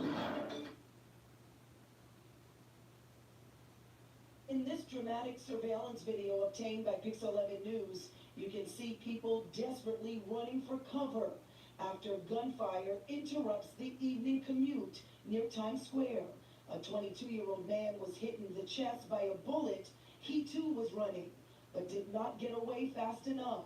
After being hit, He walked into a deli on 43rd Street and 8th Avenue for help before collapsing right outside. We are stopping the video right there. The 22-year-old later died. It was What's good, y'all? It's Baby BK. We ain't giving no daps. And in today's video, I'm going to be updating.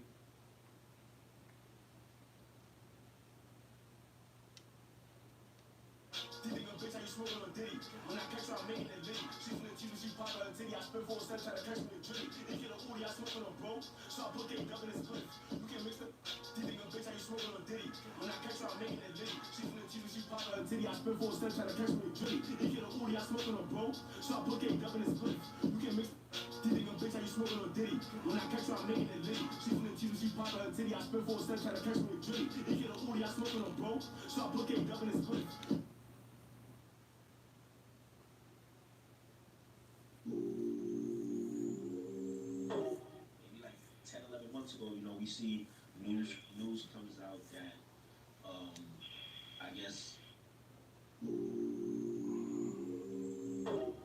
like 10, 11 months ago, we see news comes out that, I guess, the feds, I don't know, or there's a news report, the cops are looking for you, and what they're saying is like a serious charge, it's a murder charge, Videos have circulated the internet. We don't see all of it, but some stuff have circulated throughout the internet, And then we see, you kind of being walked out somewhere. There's that picture where you're wearing that white shirt, 2 or 4 officers side by side, and you coming out, And then there's another one with you inside in the back of the car. That moment, that's something I've never been through. You know what I'm saying? And I think a lot of people have never been through that. A serious moment in your life. What are the thoughts that's running through your mind as they come to grab you up, put handcuffs on you, and you know that this could possibly be, from here on out, you'll have to be fighting for your life, your freedom. What are your thoughts, bro? What are your thoughts? My thoughts was, free anything. I'll be home soon. I said, I mean, as you can see, when they arrest me or whatever, I'm moving out the precinct. I smile on my face, yo. I know I ain't do nothing. They don't got nothing. I'll be home soon. They gotta think that's what I'm saying. That's all I gotta say. I'm gonna beat that case, feel me? Because I don't know what they allegedly saying. I should have hot for it. So, yeah. Everything's kind of working when it comes to the case. Yeah, everything working in my favor. My case should be wrapped up around November 2024, September 2024. And I should be eligible for bail around June and July, so I'll be back sooner than that thing. Okay, good. I understand there's also you also had a gun charge, or am I bugging? Yeah. Okay. Now, for that case, has that been taken care of? No. Yeah, taken care of.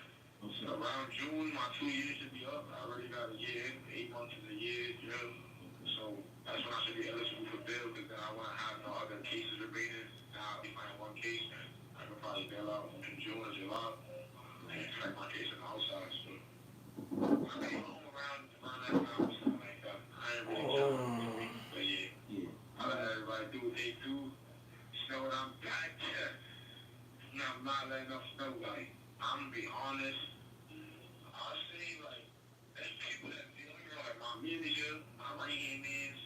Shout out to those people. Shout out to the people that still answer the phone when I call. You know what I'm trying to say? Because it's more than just, somebody trying to make sure you serve every time. Just talking on the phone or make you feel way better. You know what I'm trying to say? Throughout your day. One phone call could change your whole day. One phone call could determine your whole day. So it's kind of... Run up, fully. Then you know that it's fully. It's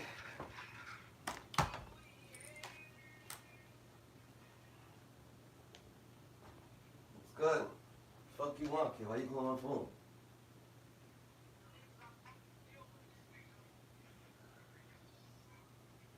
This dude still lives across the street?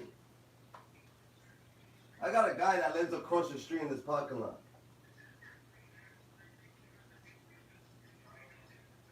I don't say nothing because I literally see this nigga right here at 2 or 3 in the morning, nigga. Look at this. I always got somebody to talk to, but I never talk to him. I never talk to him. So this nigga actually sleeps right there. I look out the window and see this man. But I wonder why nobody kicks him out. He literally be there all day, all night, nigga. 2 in the morning, 3 in the morning. But no lie, when I feel like, yo, let me stay in the house. I look outside, he's there. So I'm like, let me go ask on the porch. That nigga is crime watch. That nigga's always there, 3 in the morning, 4 in the morning, 2 in the morning. I look out the window, like, look at this thing right there. Let me go smoke a bogey. I'll go right there, but he can't see me when I go outside, because where he's at. I only can see him. I always get cribs like this. Yo, determine on the way you live determines your life and determines on like you could die off where you live. Like Douglas, nigga, I love Douglas. No one can get you on Douglas, nigga. He was high up, and you gotta know a circle. Our river, when I lived on river, nigga, that's the border of Cranston, Warwick, and West Warwick. That is literally that street you cannot be found. Even if you put it in GPS, that street's really not there. That street's on the other side. Like that shit different, nigga. That street, like you gotta get them good cribs. It's all, it's good. It feels good outside. Shit, I'm about to rump it on. I'm about to do a little rump. That's like laxative.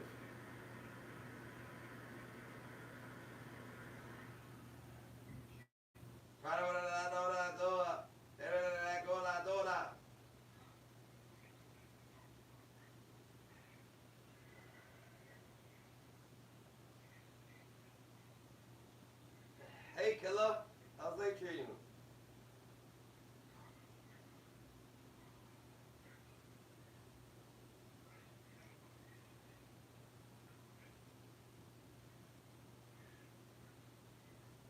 I don't know why you shadow boxing. Like, what the fuck? That shit ain't gonna fucking help shit, nigga. I'll knock you the fuck out.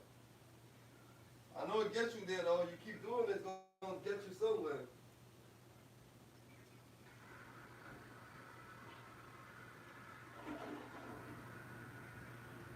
No.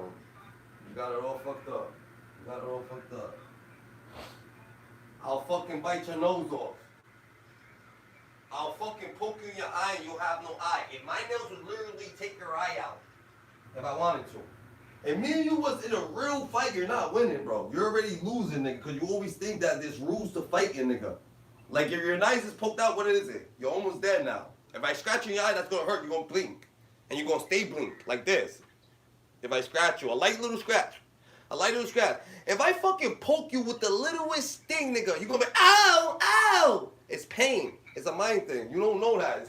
Stop thinking. All that Ron G shit, nigga. Go somewhere with that shit. I see Ron G run, nigga. I see Ron G run, nigga. Real shit. And he was happy to run. And I was laughing. He said, I thought that nigga had a knife. I said, nah, nigga, you fucking crazy. And that's why I knew muscle wasn't shit. When I seen that man that lives, that nigga could lift a house. That's what I knew, man. We gotta work on something else. Lifting weights ain't it. And then Raji told me the story that he was there when they did the riots. He was there when they did the riots and shit. So he said they ran to him. They was like, yo, they doing the riots and shit, Ron. Come outside. He's like, yeah, let me grab my shit. He said that they turned around, he closed the door. Boom! He went to grab his shit. He's like, yo, what happened? He said, yo, what the fuck? Who closed the door? He said he closed his own door. And lied to them niggas. I was like, damn, this nigga's on some weird shit. That's crazy. It's all my thing, nigga. That shit. It's fugazi, bro. It's fugazi, nigga. You have to think logic. You gotta be very, very, very smart. And very, very calculated. If I bite you in your fucking chest, nigga, you gonna be like this. This is what you gonna do. Ow! And just that right there alone just gonna fuck up your life, nigga. An elbow to your fucking face gonna crack your whole fucking noggin. Plus your fucking, that's why I be playing, that's why I be telling you that stop playing with me, bro.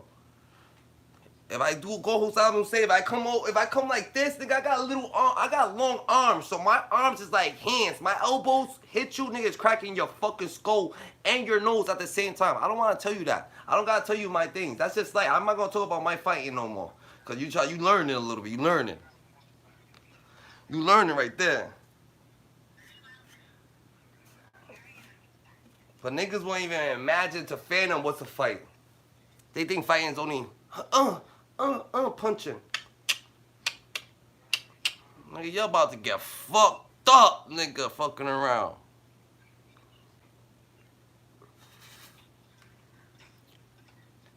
And once you scream like a bitch, you simply lost. That's a fucking fact, Dada. What's poppin', GG's? Nice to meet you, nice to meet you. What's goody Friday? What's good with you, nigga? Where the fuck you been at? You ready to come back up on here? We also rest after work. I'm a roofer and I'm against war. I'm for peace. I feel it. I'm for peace too. More people that just you're happy and you're just fucking you're peaceful and you're fucking and more people that are happy in the world. I feel like the more people that's helping, the more the world would be better. There's no point of war, of beef. You know what I'm saying? That's really ain't, TT.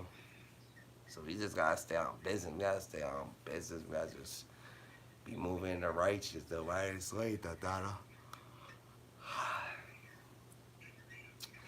Alright, Dada, I'm about to set up. I'm about to get you up here. Let me join live. Alright, I'm gonna send you the shit and thing. I'm gonna send you the shit right now, Dada. Hold up. Wait a minute.